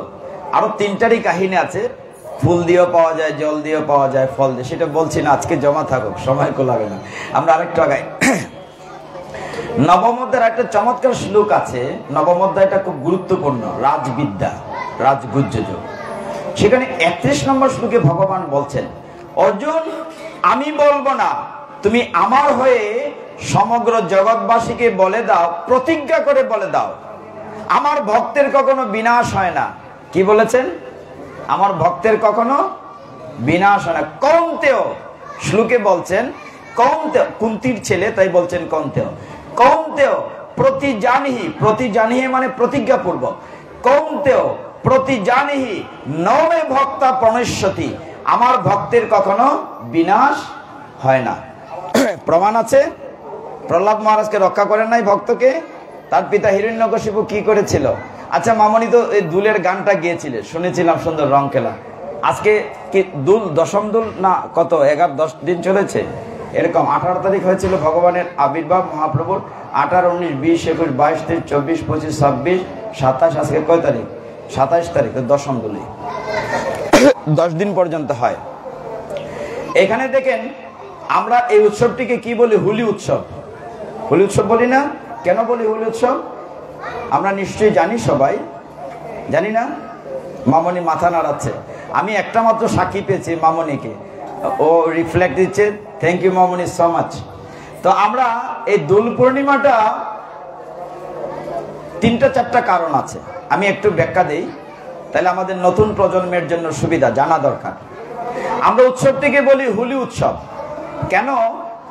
ওই যে আমরা ওই শ্লোক থেকেই আসছি যে আমার ভক্তের কখনো বিনাশ হয় না। আমরা লিঙ্কটা মাথায় রেখে, আচ্ছা আমরা কেন বসেছি শুরুতে মনে আছে? কৃষ্ণকে আমরা পক্ষে নেব, এটা বলে তো শুরু করেছিলাম, যে কোনো ভাবেও আজকে পক্ষে নেব। তো হিরণ্যকশিপু যখন তার ছেলে হরিবিদ্বেষী প্রহ্লাদকে কোনোভাবে মারতে পারছিল না, তখন হিরণ্যকশিপুর একটা বোন ছিল, বোনের নাম ছিল হোলিকা। সে অগ্নিদেবের কাছে সাধনা করে একটা বর পেয়েছিল, চাদর পেয়েছিল, সে আগুনে কোনোদিন পুড়বে না। কিন্তু শাস্ত্র বলছে বৈষ্ণব অপরাধের কোনো ক্ষমা নাই, ভক্তর কাছে অপরাধ করলে কোনো ক্ষমা নাই। হোলিকা গিয়ে তার দাদাকে বলল, হিরণ্যকশিপুকে, দাদা তুমি তোমার শত্রুকে মারতে পারছো না প্রহ্লাদকে, আমি মেরে দেব, কালকে আমি কুলে নিয়ে বসে থাকবো, তুমি আগুন জ্বালাই দিবা, আমার তো কিচ্ছু হবে না। যথারীতি পরের দিন হোলিকা প্রহ্লাদকে কোলে নিয়ে বসলো, আগুন জ্বালিয়ে দেয়া হলো। কিন্তু ভক্তকে অপরাধ করা, যে জ্ঞানটি অগ্নিদেবের কাছ থেকে পেয়েছে, এটার যেহেতু সে খারাপ ব্যবহার করতেছে, এই কারণে সে খারাপ ব্যবহার করতেছে বলে আগুনে প্রহ্লাদের কিচ্ছু হয় নাই, রাখে কৃষ্ণ মারে কে? ভগবান তো গীতায় বলছেন আমার ভক্তের কখনো বিনাশ হয় না। প্রহ্লাদের কিচ্ছু হয় নাই, হোলিকা পুড়ে ছাই হয়ে গিয়েছে। হোলিকা থেকে শব্দটা এসছে হোলি, এবং এইটি দোল পূর্ণিমার আগের দিন কোথাও কোথাও চাচর পোড়া হয়। ভারতের আমরা কি বলি যে অসত্য অশুভকে পুড়ে শুভের সূচনা করা হয়। রং খেলা মানে শুভ সূচনা, আবির দেয়া। তো আগের দিন কোথাও কোথাও লতা পাতা জমা করে হোলিকা পোড়া হয়, চাচর পোড়া, নেড়া পোড়া করা হয়। এই থেকেই হোলিকা শব্দটা থেকে হোলি আসছে। আরো 3টা কারণ আছে। একটি সবচেয়ে বড় কারণ হচ্ছে ওই দিন আমার গৌর সুন্দর পৃথিবীতে আবির্ভূত হয়েছে, এর জন্য এটা দোল পূর্ণিমা না, তার নাম বলে আমরা গৌর পূর্ণিমা।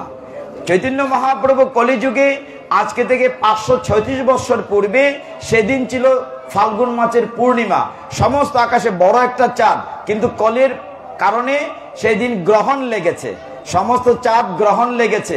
নদিয়া নবদ্বীপের বাসিন্দারা ভক্তরা কি করেছে, যখন গ্রহণ ছেড়ে দিয়েছে, সকলেই ভগীরথে গঙ্গাতে স্নান করতে গিয়েছে। স্নান শেষ করে আমরা গ্রহণের পরে স্নান করি, ধোয়া মোছা করি, স্নান করে যখন সমস্ত ভক্তরা বলছিল হরিবোল হরিবোল হরিবোল, ঠিক তখন গৌর সুন্দর পৃথিবীতে আবির্ভূত হয়েছিলেন। এই জন্য পূর্ণিমাটার নাম হচ্ছে গৌর পূর্ণিমা। আমি খুব সংক্ষেপ করছি, আমি গীতা শেষ করতে হবে। আরেকটি কারণ হচ্ছে, একটা মামনি একটা গান আছে না, কি বলে, রাধা কিও গৌরী মেয়ে কিও কালা, যশোমতী মাইয়া কো বলে নন্দলালা। দেখো মনেই আসছিল, তোমাকে দেখে মনে হয়েছে। যশোমতী মাইয়া কো বলে নন্দলালা, মেয়ে কি রাধা কিও গৌরী মেয়ে কিও কালা। মানে নন্দ মহারানীর কাছে কৃষ্ণ বলছে, মাগো এ রাধারানী কত সুন্দর, গায়ের রং চকচকা কাঁচা সোনার মতো গৌর বর্ণ, আর আমি দেখো কালা। তখন নন্দ মহারানী বলছিলেন যে আমাদের ঘরে অনেক রং আছে, আবির টাবির আছে, তোমরা একটা কাজ করো, ফাল্গুন পূর্ণিমার দিন তোমরা গিয়ে কালকে ওকে রং ছিটিয়ে দেবে, আবির ছড়িয়ে দেবে, তাহলে একাকার হয়ে যাবে। মায়ের কথা শুনে ঘর থেকে আবির নিয়ে দোল পূর্ণিমার দিন কৃষ্ণ পিচকারি নিয়ে আবির নিয়ে রাধারানী ললিতা বিষয়কে সকলকে রং দিয়েছে, উড়ে পড়েছে, তার উপরে পড়েছে। এখন সকলে যখন রং মেখেছে তখন কালা সাদা থাকে না, সব একাকার হয়ে গিয়েছে। এই থেকে আমরা করে থাকি। আরো একটা কারণ আছে, শাস্ত্রে বলা হচ্ছে দাপর যুগে ভগবান শ্রীকৃষ্ণ যখন অরিষ্টাসুর বধ করেছিলেন এবং ধেনুকাসুর বধ করেছিলেন, এই ফাল্গুন পূর্ণিমার দিন কোনো একটা অসুর বধ করলে পরে ব্রজের বাসীরা কৃষ্ণকে নিয়ে আনন্দ করত, রং খেলতো, মিষ্টি খাওয়াতো। ওই দিন ঘটনা ঘটেছিল। এরকম বেশ কয়েকটি কারণে আমরা দোল পূর্ণিমা করি। দোল পূর্ণিমার পরে আবার পঞ্চম দোল করি। পঞ্চম দোলটি হচ্ছে নামাচার্য হরিদাসের জন্মতিথি। ওই দিন ওনার বাড়িতে ওই যে সাতক্ষীরা কেরাতা গ্রামে, সেইখানে পঞ্চম দোল করা হয়। নবম বা দশম দোলটি কুচবিহারের রাজা শুরু করেছিলেন। এই রাজার কারণে দীপনারায়ণ এবং সেখান থেকে দশম দুলটি হয়। প্রত্যেকটার পিছনে কাহিনী আছে, আমার এখন সময় নাই, সবটাই বলতাম। আমরা শুধু দুল না, পঞ্চম দুল, অষ্টম দুল, নবম দুল, দশম দুলও করি। কেন করি? কারা শুরু করেছেন প্রত্যেকটার ইতিহাস শাস্ত্রে আছে। তাহলে হোলিকা থেকে হোলি বোঝা গেল, এই জন্য হ্যাপি হোলি। আমরা কোথায় ছিলাম? নমে ভক্তা প্রণশ্বতী, থেকে কোথায় চলে গেছি। ভগবান গীতায় বলেছেন যে আমার ভক্তের কখনো বিনাশ হয় না। উদাহরণ দিব কি করে? কয়টা পর্যন্ত সময় দেবেন? 10:25 বাজে। 11টা। আপনারা বিরক্ত হচ্ছেন কি? বিরক্ত হলে বলবেন, বন্ধ করে দেওয়া যাবে। ঠিক আছে, হরে কৃষ্ণ। ভগবান বলছেন নমে ভক্তা প্রণশ্বতী। দুটো উদাহরণ দেয়, ছোট্ট উদাহরণটা কি বলি। কুরুক্ষেত্র যুদ্ধ চলছে, 17 নম্বর দিন। কত নম্বর দিন বলছি? 18 দিন যুদ্ধ হয়েছিল। 17 নম্বর দিন কর্ণ তখন কৌরব পক্ষের সেনাপতি, তার ড্রাইভার শাল্য, আর এদিকে তো স্থায়ী ড্রাইভার কৃষ্ণ, অর্জুন যোদ্ধা। দুর্যোধন বলছে, হে কর্ণ, তুমি এখনো অর্জুনকে মারো নাই কেন? ওকে না মারলে তোমরা জিততে পারছি না, তুমি তাড়াতাড়ি মারো। অর্জুন বলছে আমি চেষ্টা করছি, কর্ণ বলছে আমি চেষ্টা করছি। আপনাদের নিশ্চয়ই মনে আছে যখন খান্ডব বন পুড়ে ফেলেছিল, অর্জুন তীর দিয়ে আগুন দিয়ে পুড়ে ফেলেছিল, সমস্ত নাগরা মারা গিয়েছিল। নাগদের রাজার নাম তক্ষক, তার মাও মারা গিয়েছিল, তক্ষক বেঁচে গিয়েছিল। তক্ষকের ভিতরে একটা প্রতিশোধ স্প্রিয়া ছিল, আজও কালক আমি অর্জুনকে মারবো। এখন কিভাবে মারবে? সে নিজে তো পারবে না, সে চিন্তা করছে অর্জুনের সমান যোদ্ধা কর্ণ, কর্ণর তীরে যদি ঢুকতে পারি তাইলে আমি মারতে পারবো। দুর্যোধন বলছে, হে কর্ণ, তুমি তক্ষকের সাহায্য নাও, তোমার তীরে তক্ষককে নাও, অর্জুনকে মারো। কর্ণ বলছে যে আমি অন্যের সাহায্য নেব না, আমি নিজে যুদ্ধ তাকে মারবো। দুর্যোধন যখন বারবার বললেন তুমি তক্ষকের সাহায্য নাও, তক্ষকরে তীরের মধ্যে আহ্বান করা হলো। 17 নম্বর দিন যুদ্ধ চলছে। অর্জুন কিন্তু বুঝতে পারে নাই তীরের মধ্যে যে তক্ষক ঢুকেছে। ভগবান তো অন্তর্যামী, তিনি গীতায় প্রতিজ্ঞা করে বলেছেন আমার ভক্তের কখনো বিনাশ হয় না। যেই তীরটা ছুঁড়েছে ভগবান, অর্জুন দাঁড়িয়ে আছে পিছনে, যুদ্ধ চলছে, ওইদিকে কর্ণ। যখন তীরটা ছুঁড়েছে ভগবান কি করলেন? বা পা দিয়ে রথটিকে কাত করে দিলেন, বা পা দিয়ে রথের মধ্যে চাপ দিয়ে রথটিকে কাত করে দিলেন। চাকাটা ডেবে গেল, অর্জুন কাত হয়ে গেল। সাথে সাথে তীরটা তার মুকুট টাচ করে বাইরে চলে গেল। অর্জুনকে রক্ষা করলেন ভগবান, কিন্তু রথটা তো ডেবে গেল মাটির মধ্যে। এরপরের দৃশ্যটা দেখেন, অর্জুনকে তো বাঁচালেন ভগবান, রক্ষা করলেন ভক্তকে। রথের চাকা ডেবে গিয়েছে, চাকাটি যেই অর্জুন তুলতে যাচ্ছে তখন আবার কর্ণ একটা দুইটা না 12টা খুব পাওয়ারফুল তীর মেরেছে। একটা যদি অর্জুনের পিঠে পড়ে মরে যাবে। তখন ভগবান রথ থেকে নিচে নেমে গেলেন, নেমে অর্জুনের পিছনে বসলেন। ঢাল হিসাবে সমস্ত তীর 12টা তীর ভগবানের পিঠে পড়েছে, কিন্তু অর্জুনের কিচ্ছুটি হতে দেন নাই। কেন? তিনি গীতায় বলেছেন নমে ভক্তা প্রণশ্বতী, আমার ভক্তের কখনো বিনাশ হয় না। এবার একটু পিছনে যান। 10 নম্বর দিন যুদ্ধ হয়েছে। 10 নম্বর দিন পর্যন্ত বিশ্বদেব ছিলেন তাদের সেনাপতি। বিশ্বদেব তো প্রায় অমর, তার পিতা যেহেতু শান্তনু বর দিয়েছে যে তুমি ইচ্ছা মৃত্যু, ইচ্ছে করলে মরবে, নাইলে মরবে না। যখন বিশ্বদেব সরসজ্জায় তীরের মধ্যে শুয়ে আছেন 58 দিন, কতদিন? 58 দিন সরসজ্জায় শুয়েছিলেন। তখন এমন যুদ্ধ শুরু হয়েছে দুই পক্ষে। অর্জুনের একটা ছেলে ছিল, নামটি কি? অভিমন্যু। অভিমন্যু খুব বড় যোদ্ধা, সদ্য বিয়ে করেছে, তার স্ত্রী সন্তান সম্ভবা। অর্জুনের ছেলে পরীক্ষিত মহারাজ, এই অভিমন্যুর ছেলে পরীক্ষিত মহারাজ অর্জুনের নাতি। তো অভিমন্যু খুব বড় যোদ্ধা। যখন বিশ্বদেব মারা গেলেন তখন ভীম কি করলো? দুর্যোধনের ভাইদেরকে ধরে ধরে চিপে চিপে মারতে শুরু করলো, একটা একটা করে। যেই ভাইকে ধরে মারার জন্য বাইরা ডাকাও, দাদা দুর্যোধন বাঁচাও। তো দাদা যখন রথ থেকে নামে আসার জন্য, তখন অভিমন্যু এমন একটা তীর মারে, সাইড দিকে একটা আগুনের রিং হয়, ফায়ার রিং। দুর্যোধন আর যাইতে পারে না, মানে ভাইকে বাঁচাতে যেতে পারে না। এখন অভিমন্যুর কারণে ভীমের কারণে অনেকগুলা ভাই মরে যাচ্ছে। তখন দুর্যোধন চিন্তা করলো যে কি করে আমার ভাইকে রক্ষা করা যায়, অনেক ভাই তো মরে যাচ্ছে। মিটিং বসলো তাঁবুর ভিতরে। তাদের সেনাপতি তখন দ্রোণাচার্য, বিশ্বদেব নাই, দ্রোণাচার্য। প্ল্যান করা হলো যে আগামীকাল যে কোনো ভাবে অভিমন্যুকে আগে মারতে হবে, নাইলে তো আমরা জিততে পারবো না। মায়েদের কাছে এখন দৃষ্টি আকর্ষণ করছি, খুব মন দিয়ে খেয়াল করেন। অনেকে আমরা মনে করি যখন আমরা সন্তান সম্ভব হই যে ঠাকুর কাজ করব না, গীতা শুনবো না। শাস্ত্র বলছে এই সময় বেশি করে শুনতে হবে। প্রহ্লাদ মহারাজ যদিও অসুরের ছেলে, প্রহ্লাদের মার নাম ছিল কয়াদু। কয়াদুকে যখন দেবতারা হাইজেক করে নিয়ে যাচ্ছিল, নারদ মুনি তার আশ্রমে রেখেছিলেন। আর মাতৃগর্ভ থেকে প্রহ্লাদ সমস্ত ভাগবতীয় কথা শ্রবণ করেছিল। একইভাবে অভিমন্যুর মা সুভদ্রা যখন গর্ভে রাখছিলেন, অর্জুন জানতেন চক্রব্যূহের ভিতরে কিভাবে ঢুকতে হবে, বেরুতে হবে। এইটি তার স্ত্রীকে বলছিলেন। স্ত্রী অর্ধেক শুনে ঘুমিয়ে পড়েছিলেন। স্ত্রী ঘুমিয়ে পড়েছে, পেটের সন্তানও ঘুমিয়ে পড়েছে। এর জন্য অভিমন্যু চক্রব্যূহের ঢুকার নিয়মটা জানে, বেরোনোর নিয়মটা জানে না। কারণ তার মা ঘুমিয়েছে, পেটের ভিতরে সন্তানও ঘুমিয়ে পড়েছে। সিদ্ধান্ত হলো পরের দিন চক্রব্যূহ তৈরি করা হবে, আমরা অভিমন্যুকে মেরে ফেলবো। প্রচন্ড যুদ্ধ শুরু হবে, সবাই শ্বাস রব। তখন দুর্যোধনকে সবাই বলল যুদ্ধ তো হবে, কিন্তু অর্জুন তো ঢুকতে জানে।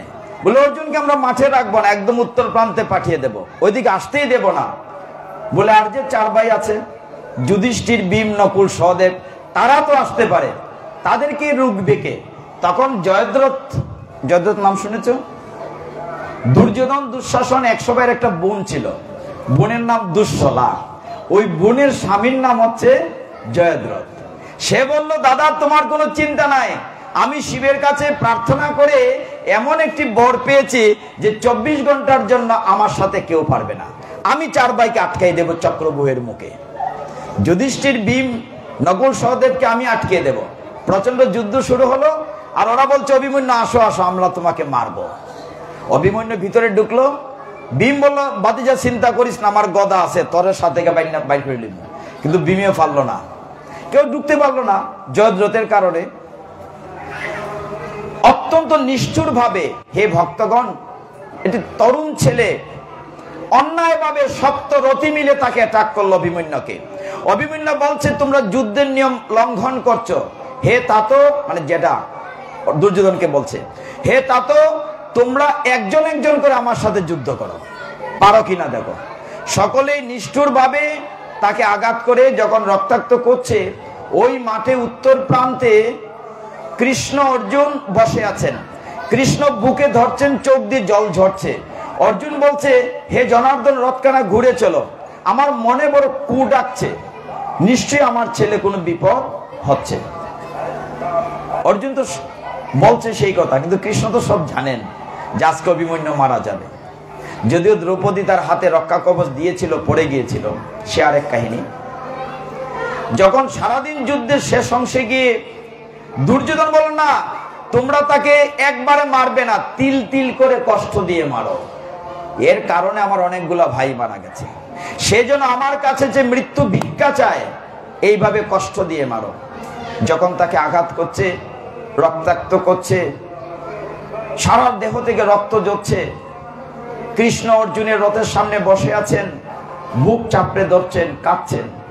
অর্জুন বলছে হে জনার্দন, আমার মনটা বড় কু ডাকছে, তুমি কি রথখানা ঘুরিয়ে চলো। কৃষ্ণ বসে আছেন। কর্ণের আর সহ্য হলো না এই কষ্ট দেখে। কর্ণের তো ভাতিজা হয়, সে রথ থেকে নেমে তলোয়ার ঢুকিয়ে দিয়ে অভিমন্যুকে মেরে ফেললো। অভিমন্যু মাটিতে পড়ে গেল। অভিমন্যুর মাথার উপরে দুর্যোধন পা দিয়ে পিষে দিচ্ছে, হে কুলাঙ্গার, তোর কারণে ভাই আমার মারা গেছে অনেক, আমার কাছে মৃত্যু ভিক্ষা চা। অভিমন্যুর মুখ দিয়ে গল গল করে রক্ত ঝরছে, তবুও সে হাসার চেষ্টা করে বলছে আমি তোমাদের কাছে মৃত্যু ভিক্ষা চাইব না, আমি সব্যসাচী অর্জুনের ছেলে, হে আকাশ হে বাতাস তোমরা সাক্ষী থেকো, আমি বাবার কোনো লজ্জা হতে দেই নাই, আমি বীরের মতো জীবন দিচ্ছি, আমি কারো কাছে মৃত্যু ভিক্ষা চাই নাই। অভিমন্যু মারা গেল, সন্ধ্যা হয়ে গেল, তার লাশটি তাঁবুর সামনে কাপড় দিয়ে ঢেকে নেওয়া যাওয়া হলো। যুদ্ধ থেমে গেল। সন্ধ্যার পরে অর্জুন ফিরে আসলো, এসে কাপড় তুলে দেখে তার ছেলে মারা গিয়েছে। কষ্ট লাগবে না? সুন্দর ছেলেটি মারা। সে বলছে, কার কারণে আমার ছেলেটি, আচ্ছা দাদা যুধিষ্ঠির, দাদা ভীম, তোমরা কোথায় ছিলে? আমার ছেলেটিকে রক্ষা করতে পারোনি? বলে আমরা তো ঢুকতেই পারিনি। বলে কার জন্য ঢুকতে পারোনি? বলে জয়দ্রথের কারণে ঢুকতে পারিনি। তখন অর্জুন বলছে, আমি প্রতিজ্ঞা করছি, আমি ক্ষত্রিয়, আগামীকাল সূর্যাস্ত পর্যন্ত আমি প্রতিজ্ঞা করছি, সূর্য ডোবার পূর্বে আমি জয়দ্রথকে মেরে ফেলবো। আর যদি না মারতে পারি, আমি অগ্নি সমাধি নেব, আগুনে আত্মহত্যা করব। এইটা শুনে ক্ষত্রিয়র প্রতিজ্ঞা, আজকে আমার ছেলের শেষকৃত্য হবে না, আগামীকাল 2টা লাশের শেষকৃত্য হবে। খবরটা কৌরব পক্ষে গেল। জয়দ্রথ বলল দুর্যোধনকে, দাদা অর্জুনের প্রতিজ্ঞা করেছে সত্য, কালকে তোমাকে মেরে ফেলবে। দুর্যোধন বলে, তোমার কোনো চিন্তা নাই, তোমাকে মাঠের বাইরে অনেক দূরে তাঁবুতে রাখবো, সিকিউরিটি থাকবে। আর মাত্র তো 12 ঘন্টা, সূর্য ডুবলে অর্জুন আত্মহত্যা করবে, আমরা যুদ্ধে জিতে যাব। পরের দিন যুদ্ধ শুরু হবে, প্রচন্ড বীর বিক্রমের যুদ্ধ। ভগবান গীতায় কি বলেছেন? নমে ভক্তা প্রণশ্যতি, আমার ভক্তের কখনো বিনাশ হয় না। দেখেন পরের নাটকটা ভগবান কি করেন।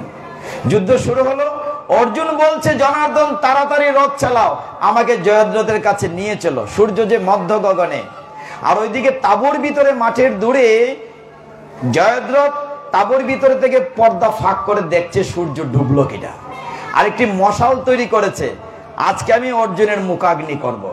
অর্জুন তো আমাকে পাবে না, সূর্য ডুবে যাবে। সারাদিন যুদ্ধ চলছে, অর্জুন আর জয়দ্রথকে খুঁজে পাচ্ছে না।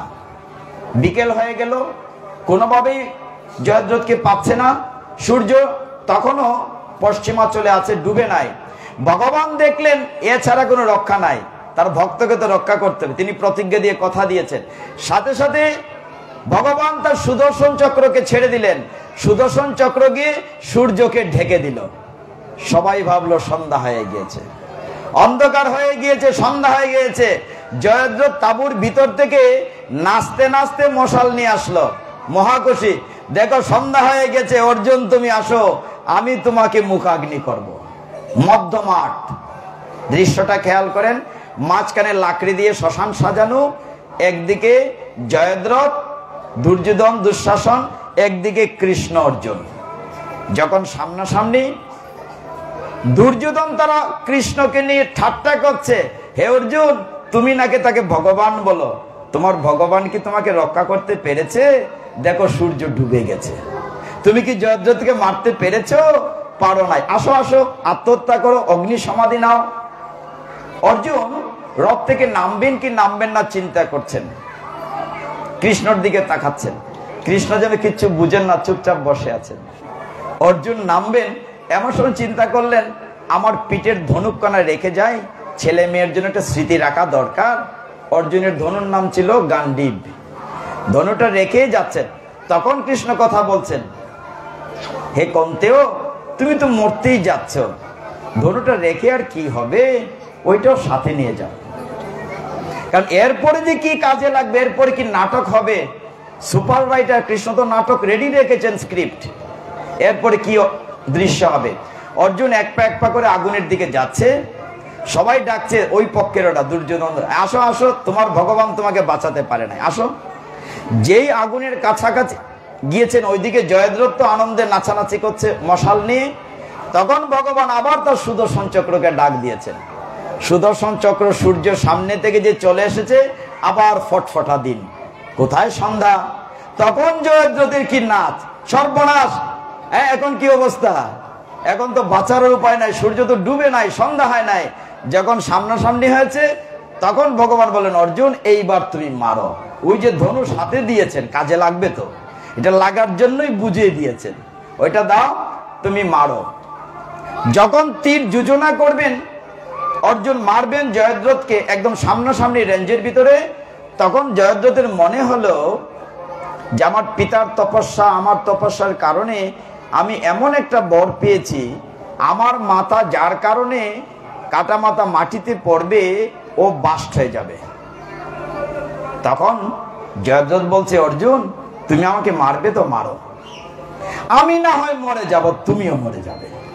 কত বড় বিপদে পড়লো না অর্জুন তখন, যে তুমি আমাকে মারো আপত্তি নাই, আমাকে যদি মারো তুমিও তো মরে যাবে, মারো মারো আমাকে।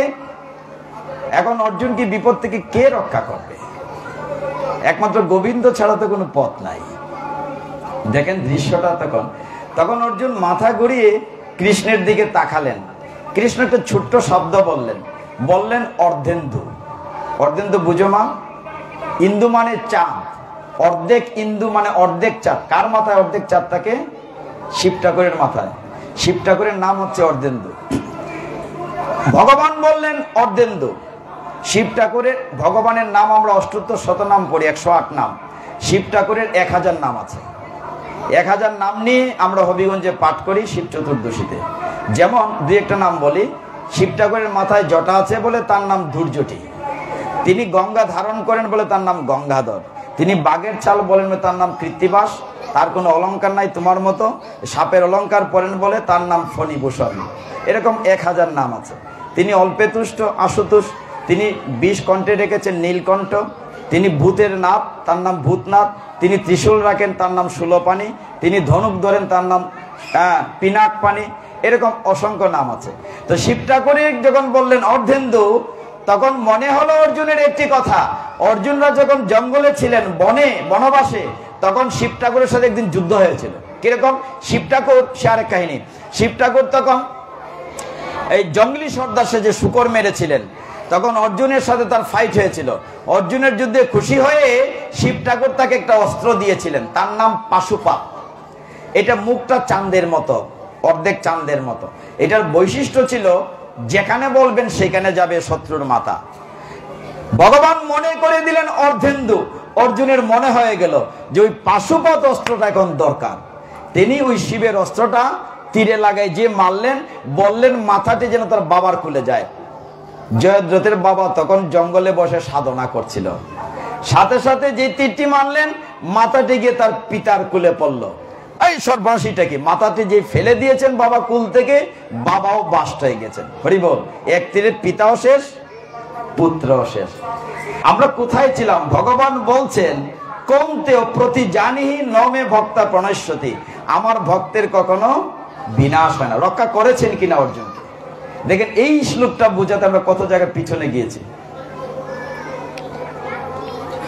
ভগবান আরেকটু আগাই, সর্বনাশ, ঘড়ির কাঁটা ঘুরছে। নবম অধ্যায় ড্রপ দেই, 10ম অধ্যায় থেকে একটা শ্লোক বলি। 10ম অধ্যায়ের নাম কি? বিভূতি যোগ। আমরা কেমন করে থাকবো? ভগবান বলছেন সহজ। 10 নম্বর শ্লোকটা বলি। তেষাম সততয়ুক্তানাম ভজতাম প্রীতিপূর্বকম দদামি বুদ্ধিউগমতম এন মাম উপয়ান্তিতে। অর্থাৎ ভগবান বলছেন যে নিত্য ভক্তিযোগ দ্বারা প্রীতিপূর্বক আমার সাথে যুক্ত থাকবে, আমি তাকে এমন শুদ্ধ জ্ঞান দান করি যার ফলে সে আমার কাছে চলে আসে। এখন কইবা আমরা তো ব্যস্ত, ঘর সংসার, ব্যবসা বাণিজ্য, ভগবানের সাথে যুক্ত থাকার সময় হই? আরে সময় আছে, সময় আছে। এই যে তো সুন্দর লাইটিং করেছেন, মাইকিং দিয়েছেন, মেইন লাইনের সাথে কানেকশনটা খাইটা দিলে, লাইট দিলে জ্বলবো নি? জ্বলতো না। কাজে যুক্ত থাকতে হবে ভগবানের সাথে। মায়েরা কইবার সময় নাই, কিন্তু আজকে খুব খুশি হয়েছি পিতাজিদের তুলনায় মাতাজিদের বেশি। না, এখন তো পিতাজিরও আইসেন আরো। তা আমরা ব্যাপারটা হচ্ছে সময় নাই। আমরা যখন হাতে কাম মুখে নাম, মনে করেন আমরা গড় এরকম মুছি প্রতিদিন। যদি বলি হরে কৃষ্ণ হরে কৃষ্ণ, গড় মুছা কি বন্ধ হইল? আমরা রান্না করি শ্রেণী দিয়া, হরে কৃষ্ণ হরে কৃষ্ণ, রান্না কি বন্ধ হইল? বন্ধ হইল।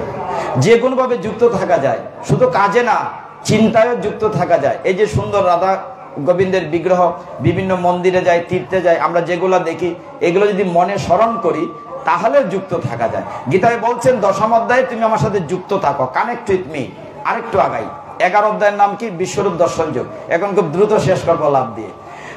আমরা কেন বসেছি? ভগবানকে পক্ষে নেওয়ার জন্য। আমরা যখন কথা শুনি না, সংসারেও যে ছেলে মেয়ে দুষ্টামি করলে তখন টিচার ম্যাডামকে শাসন করেন না একটু। এখন চিন্তা করলেন ভগবান যে অর্জুন আমার কথা শুনছে না, তার একটু ডর দেখানি দরকার। তিনি তারে দিব্য দৃষ্টি দিয়ে কৃষ্ণ অর্জুন প্রায় পিটাপিটি, 71 বয়স আর 73 বয়স যুদ্ধের সময়। বুড়া লাগে কৃষ্ণরে, এভারগ্রিন, সব সময় ইয়াং, 71-73 বয়স। ভগবান কখনো বৃদ্ধ হন না। অর্জুনকে দিব্য দৃষ্টি দিলেন কুরুক্ষেত্রে যুদ্ধক্ষেত্রে। হঠাৎ দেখলো কৃষ্ণ বড় হতে হতে আকাশ পাতাল, মাথা কোথায় গিয়ে টেকছে দেখা যায় না, হাজার হাজার বাহু, লক্ষ লক্ষ সূর্য। ভগবান কুরুক্ষেত্রে হাঁ করে দাঁড়িয়ে আছেন, মুখের ভিতরে কুরুক্ষেত্র অগ্নিকুণ্ড, করাল দাঁত, দুর্যোধন দুঃশাসন উড়ে উড়ে ভগবানের মুখে প্রবেশ করছে। ওই যে বলছিলেন আমি সকলকে মেরে রেখেছি তুমি উপলক্ষ, দেখা গেল সব তার মুখে ঢুকছে। অর্জুন দেখে ভয় পেয়ে বলছে, এবার তুমি কে, তোমার এই রূপ সম্বরণ করো, আমি সহ্য করতে পারছি না। ভগবান বলছেন আমি কাল, দি টাইম, সমস্ত বিশ্বের সমস্ত প্রাণী আমার সন্তান। ভগবান তো পরম পিতা, আমি চাই সবাই আমার কাছে আসুক, গীতা পাঠে আসুক, মন্দিরে আসুক, কিন্তু তারপরেও যদি কেউ না আসে, আমি তো আমার সন্তানকে ফেলে দিতে পারি না। আমি প্রত্যেকের কাছে যাব মৃত্যুর পূর্বে একবার হলো কাল রূপে। তখন বলতে পারবে না যে আমার জি বাংলার সিরিয়াল দেখার সময় দিতেছে গা, তখন বলতে পারবে না যে টাচ মোবাইলে চ্যাটিং করতে পাসিং টাইম। নো এক্সকিউজ, পালাবার পথ নাই, জম আছে পিছে। সৈতার রাত থেকে চিত্রগুপ্ত সব রেকর্ড করতেছে, মৃত্যুর আগে সব ভিডিও দেখানো হবে। সারা জীবন কি করেছেন মনে করেন। একটা লোক মারা গিয়েছে, তার ভিডিও ক্যামেরা সারা জীবনের রেকর্ডটা নিয়ে যমরাজের কাছে দেখানো হইতেছে। যমরাজ তো জাস্টিস, বিচারক, এজলাসে বইছেন, আমার কর্ম অনুযায়ী কোন নরকে দেবেন, 28 প্রকার নরক আছে, তিনি চেষ্টা করেন ভালো জায়গায় দিতে। চিত্রগুপ্তকে জিজ্ঞাসা করছেন, দেখো তো লোকটি সারা জীবন কি করেছে, বলে কোনো ভালো কাজ করে নাই, বাইয়ে বাইয়ে ঠকাঠকি করছে। আরে ভাই আরেকটু দেখো না, না লোকটি কোনো ভালো কাজ করে নাই, পরস্ত্রী গমন করেছে, চুরি করেছে, আর একটু দেখো। চিত্রগুপ্ত একটু দেখো। যমরাজ চেষ্টা করছেন তাকে কম শাস্তি দেওয়ার জন্য, দেখো আর একটু দেখো। না না না, কোনো ভালো কাজ করে নাই, সারাটা জীবন ঠকাঠকি করেছে, চুরি করেছে, ডাকাতি করেছে, পরস্ত্রী গমন করেছে। বলে আরেকটু দেখো। অনেক দেখার পরে ও একটা ভালো কাজ আছে। বলে কি? ওই লোকটি সারা জীবনে কোনো ভালো কাজ করে নাই বটে, কিন্তু একদিন মাধবপুর গিরিধারী মন্দিরে বসে গীতা পাঠ শুনেছিল, অতএব তার সমস্ত পাপ তুমি মাফ করে দাও। হরি বল।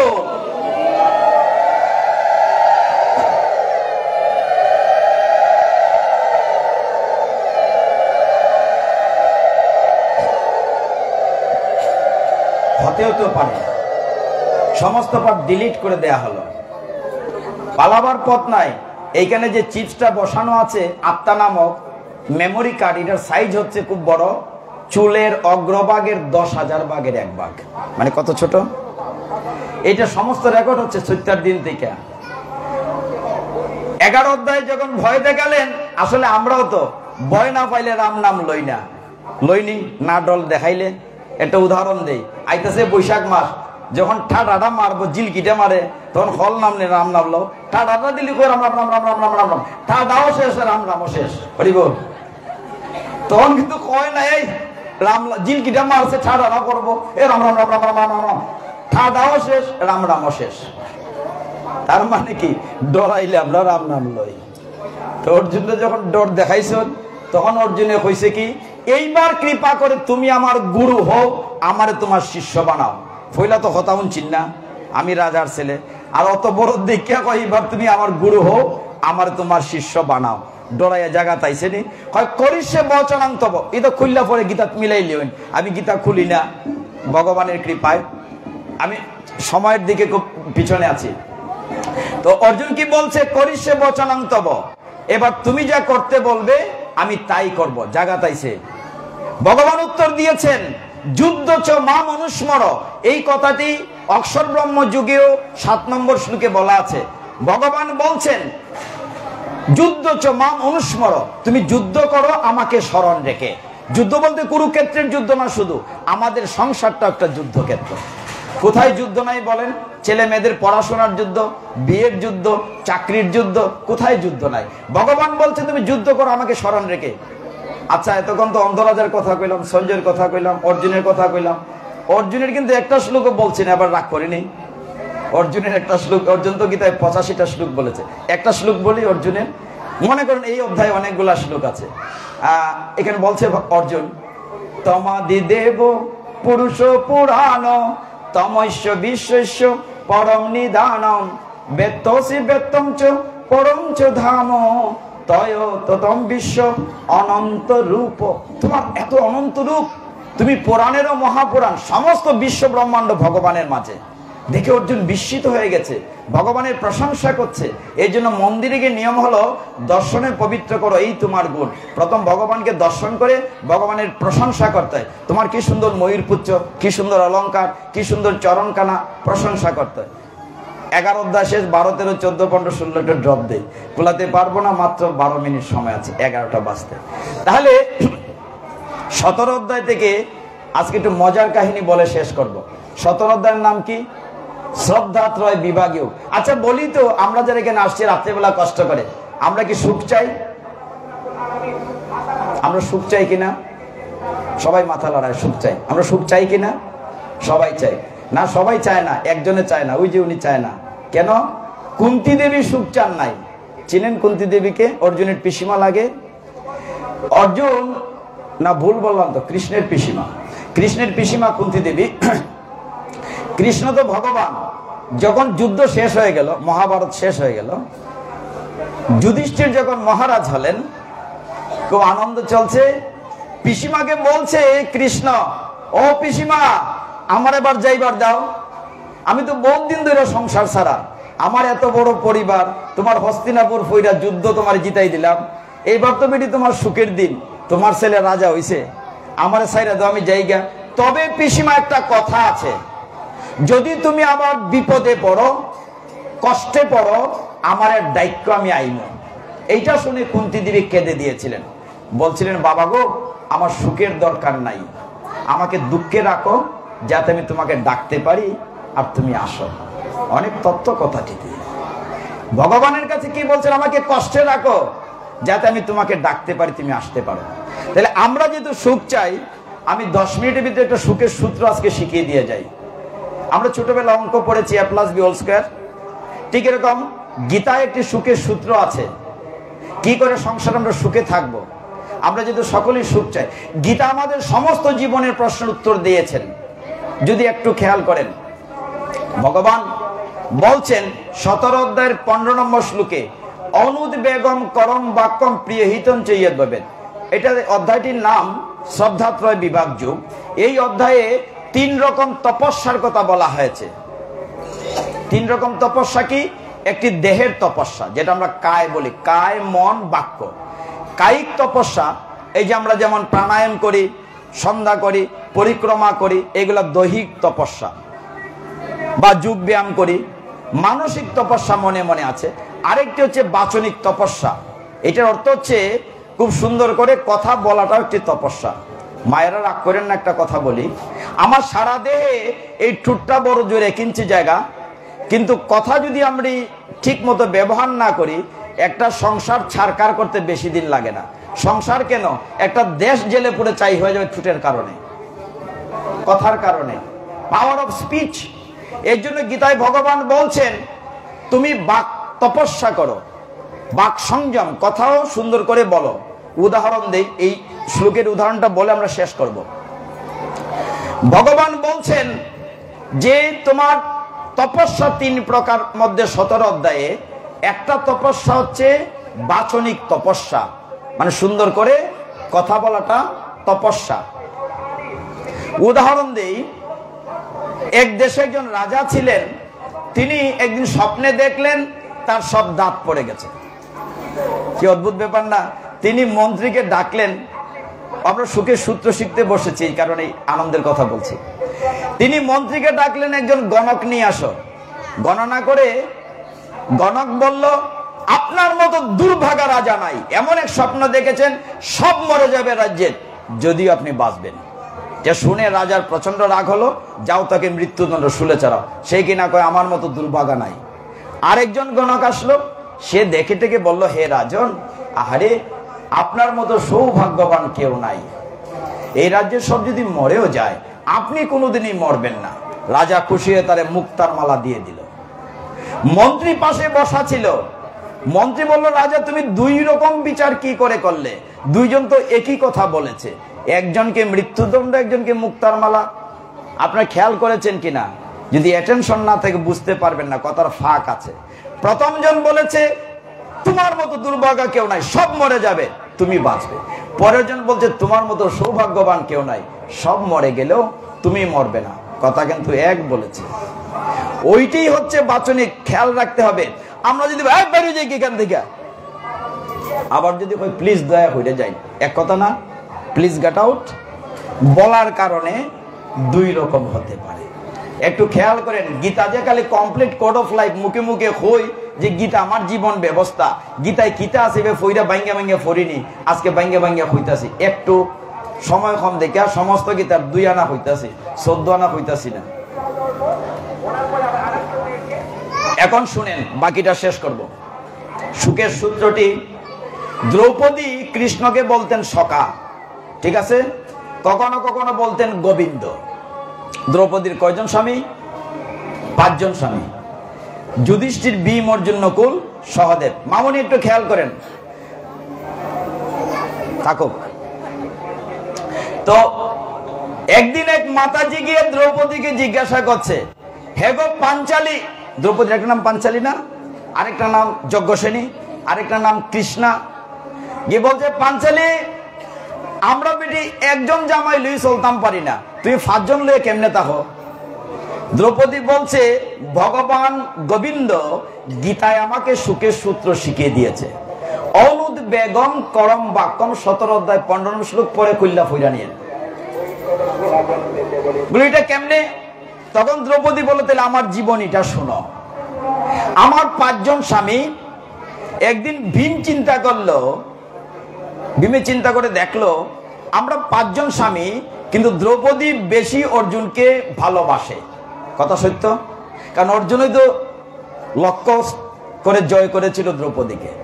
ভীমে চিন্তা করলো আমি অত বড় বেড়াটা, হ্যাঁ, এখন দেখা যায় দ্রৌপদী আমার থেকে অর্জুনকে বেশি ভালোবাসে, এখন কি করে বেশি ভ্যালেন্টাইন পাওয়া যাবে? সে চিন্তা করলো, বের করলো যে অর্জুন যোদ্ধা ধনুর্ধর, আমিও গদাধর, কিন্তু অর্জুনের একটা বেশি গুণ আছে, অর্জুনে গান বাজনা জানে। মামনি গান বাজনা জানে, আমি তো জানি না।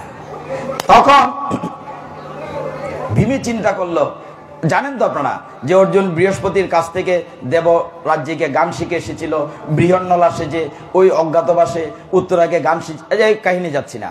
ভীমে চিন্তা করলো যে আমি যদি গান বাজনাটা শিখি তাহলে তো অর্জুনের মতো আমাকেও বেশি ভালোবাসবে। যেই কথা সেই কাজ।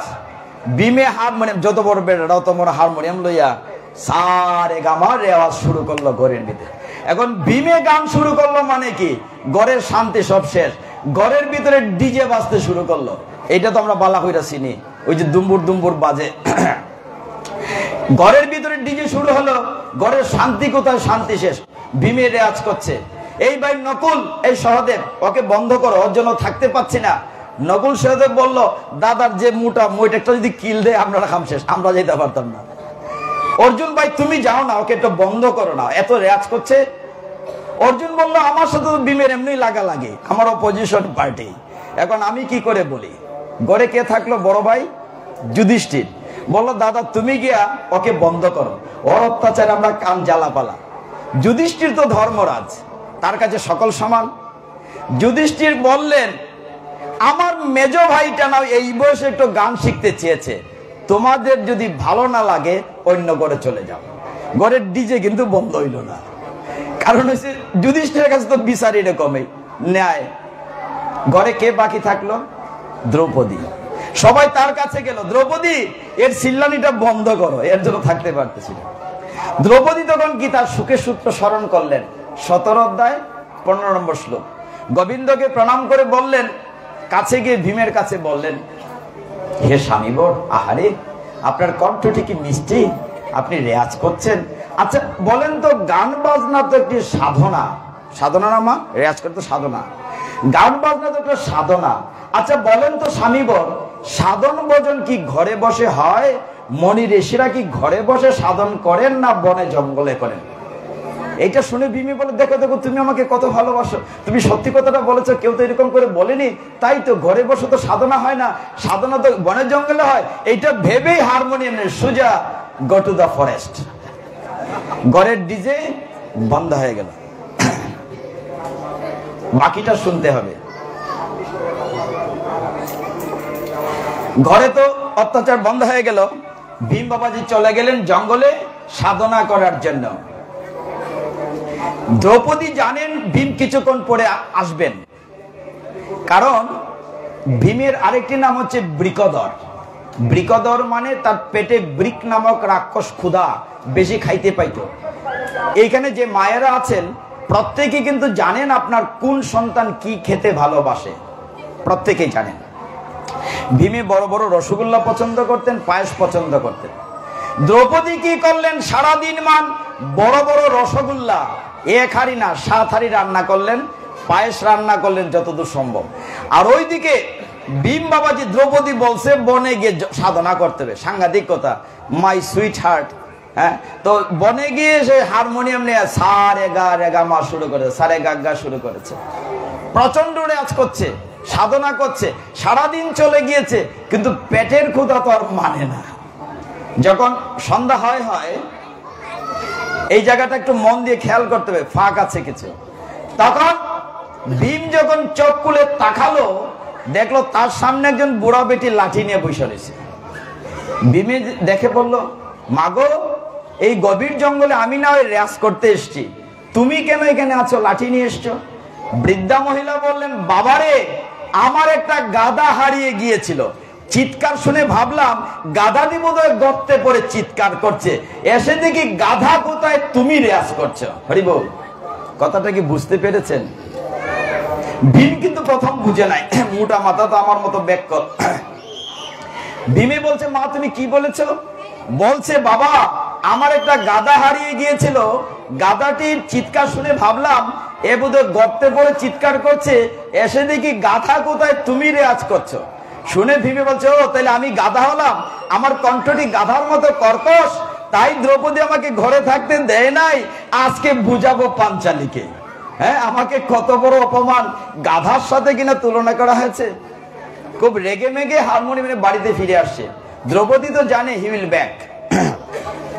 ওই দিন হলো কি, দ্রৌপদী দেখলো যখন ভীম আসছে, একদম গেটে থাকতেই দ্রৌপদী একটু আগায়ে গেল, গিয়ে এরকম ঘাম মুছাচ্ছে, আদর করছে স্বামীকে, আর গোবিন্দের কথা স্মরণ করে গীতার সুখের সূত্রটা মাথায় নিয়েছে, অনুদ্বেগম করম বাক্যম। আজকাল এটা হয় না, আমরা টেলিভিশনের নাটকে দেখতাম মায়েরা যখন স্বামীদেরকে খাবার দিতেন বা হাত দিয়ে একটু বাতাসও করতেন। আর এখন হচ্ছে তোমারটা তুমি খাইও, আমারটা আছে টেবিলে আছে, লাগলে খাইও, নাহলে গরম করে খাইয়া নিও, কিছু করার নাই, সকলেই ব্যস্ত। হরি বল। তো দ্রৌপদী কি ফাঁকে একটু মজা না করলে তো হবে না, ঘটনাটা বাস্তব এটাই, সকলেই তো ব্যস্ত। এখন আর ওই ফাঙ্কা দিয়ে বাতাস করে খাওয়ানোর দিন গেছে গিয়া, তোমারটা পারলে খাইও, টেবিলে আছে রাখা, আর আমার স্কুলের ডিউটি পারলে 4টা সিদ্ধ করে খাইয়া নিও। হরি বল। তো ভীম যখন একদম গেটের সামনে এসছেন, দ্রৌপদী গিয়ে ঘাম মুছাচ্ছেন, ভীমে কিন্তু মনের ভিতরে প্রচন্ড রাগ উঠতেছে, তোমার লাগে আজকে আমার গাধা বানাইছে। তো দ্রৌপদী বলছে, নিশ্চয়ই তোমার পেটে ক্ষুধা লেগেছে, সারাদিন রেয়াজ করেছে। আরে সারাদিন কত কষ্ট করেছ, মনে মনে মনে ক্ষুধা লাগছে মানে পারলে তোমার খাই অবস্থা। তখন দ্রৌপদী গোবিন্দ স্মরণ করে, গীতার শ্লোক স্মরণ করে, সুখের সূত্র স্মরণ করে বলছেন, হে স্বামীবর, আহারে, আপনি সারাটা দিন কত কষ্ট করেছেন, আহা, আপনার পেটে নিশ্চয়ই ক্ষুধা লেগেছে। জানেন কি করেছি আজকে? এত মনে মনে রাগ করতেছে। জানেন কি করেছি? আপনি যে পছন্দ করেন রসগোল্লা, এত বড় বড় রসগোল্লা, 1 হাঁড়ি না 7 হাঁড়ি রসগোল্লা রান্না করেছি। আর পায়েস কত যে রান্না করে, কত খাবেন আসেন। বেটা তো ফেটুক, যে খাবারের কথা কইছে, এই রসগোল্লার কথা চিন্তা করে সমস্ত রাগ তার জল হয়ে গিয়েছে। হরি বল। তার মানে কি, এই গীতা আমাকে বাচনিক তপস্যা শিক্ষা দিচ্ছে। সুন্দর করে কথা বলাটাও একটি তপস্যা। এই ঠোঁটের কারণে শত্রু হতে পারে, মিত্র হতে পারে। This is Gita. গীতা মানে খালি অং অং না। আমরা ছোটবেলা যখন বিভিন্ন উৎসবে যাইতাম, উৎসবের আগে অধিবাস হয়, অধিবাসের আগে নিয়ম রক্ষার্থে গীতা পাঠ আছিল। 2-1 সাদা কাপড় দাদা দিদি মারে বই রাখতা, দাদু এরারে, আর এক বেটা বইয়া মাইস কেন গীতা পড়া, এরকম গীতা পড়া হরি আক্তা হরি বল হইতো, উঙ্গাই আক্তা হইতো। যে গীতা পাঠ করতো ইনি সারা পৃথিবীর কেউ বুঝতো না। আস্তে আস্তে মানুষ কমে যেত গা।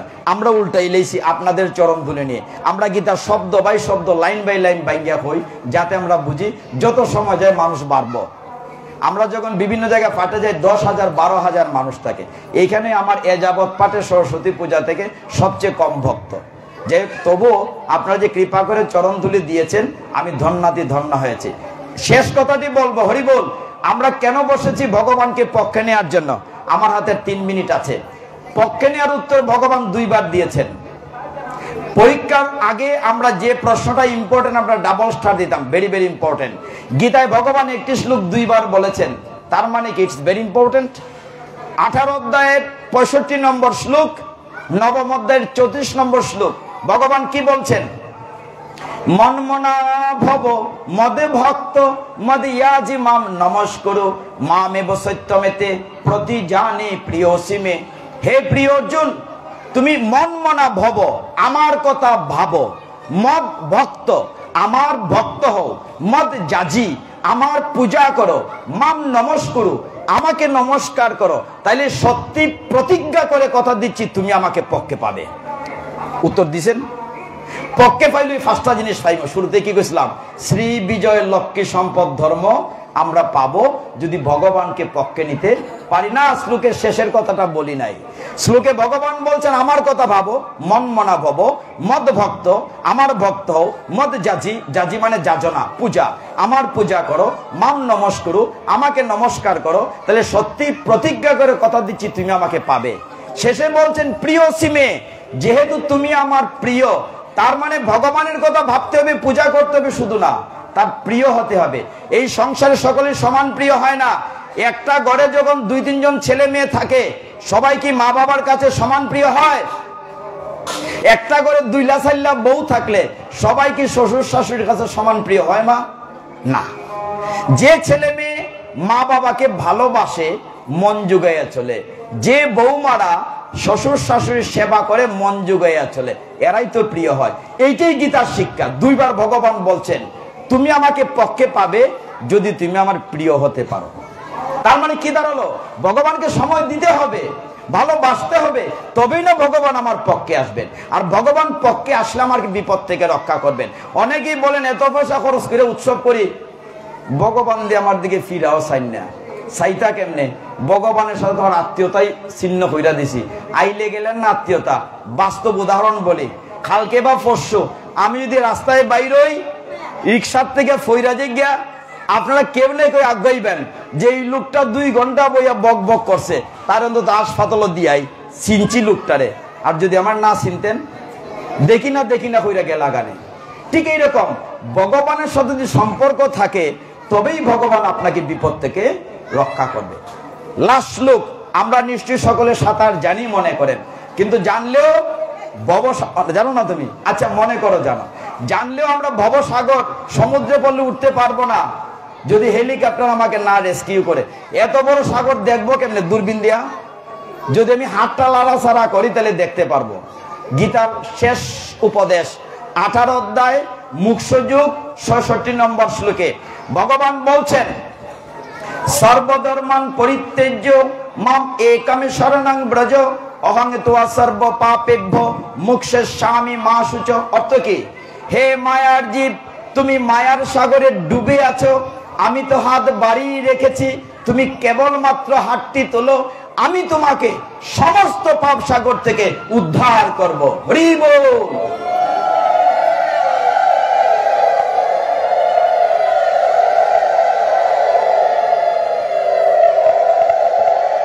এই শ্লোকটির শেষে একটা ছোট শব্দ আছে, শব্দটা হচ্ছে মা সূচ। মা সূচ মানে ডোন্ট ওয়ারি, কোন অনুসূচনা করো না, তুমি খালি হাতটা বাড়াও, আমি হাত তুলেই রাখছি। এরপরে যদি আমরা হাতটা না তুলি, এটা ভগবানের দোষ নেই। ভগবান তো আমাকে উদ্ধার করার জন্য হাত বাড়াই রাখছেন, গীতায় বলছেন তিনি। আমরা শেষ করব, মহাপ্রভুর কথা বলে শুরু করেছিলাম। মহাপ্রভু গোলকেরও প্রেমদন। মামুনি একটা গান গাও না, কে আনিল রে, কোথায় ছিল রে মধুমাকা হরিনাম। কাজেই মহাপ্রভু সহজ করে দিয়েছেন। বৃহৎ নারদীয় পুরাণে লেখা আছে, হরের নাম হরের নাম হরের নামই কেবলম তলও নাস্তিব নাস্তিব নাস্তিব গতিরন্যতা। এই কলিযুগে হরিনাম ছাড়া আর কোনো গতি নাই, গতি নাই, গতি নাই। এটা মহাপ্রভুর কথা না, বৃহৎ নারদীয় পুরাণের কথা। মহাপ্রভু বলেছেন পৃথিবীতে আছে যত নগর আদিগ্রাম সর্বত্র প্রচারিত হইবে মোর নাম। তো মহাপ্রভু যেহেতু সংকীর্তনের পিতরও বলা হয়, পিতা, কাজে আমরা মহাপ্রভুর দেয়া নাম উচ্চারণ করে শেষ করব সবে মিলে। হরে কৃষ্ণ কৃষ্ণ কৃষ্ণ হরে হরে, হরে রাম রাম রাম হরে হরে, হরে কৃষ্ণ কৃষ্ণ কৃষ্ণ হরে হরে, হরে রাম রাম রাম হরে হরে, হরে কৃষ্ণ কৃষ্ণ কৃষ্ণ হরে হরে, হরে রাম রাম রাম হরে হরে। হরে তৎসৎ। আমার ভুল ত্রুটি ক্ষমা করবেন। ওম যতস্কর পরিভ্রষ্ট মাত্রাহীনং চ ইয়ৎ ভবেৎ পূর্ণং ভবতু তৎসর্বং তৎপ্রসাদাৎ জনার্দনং।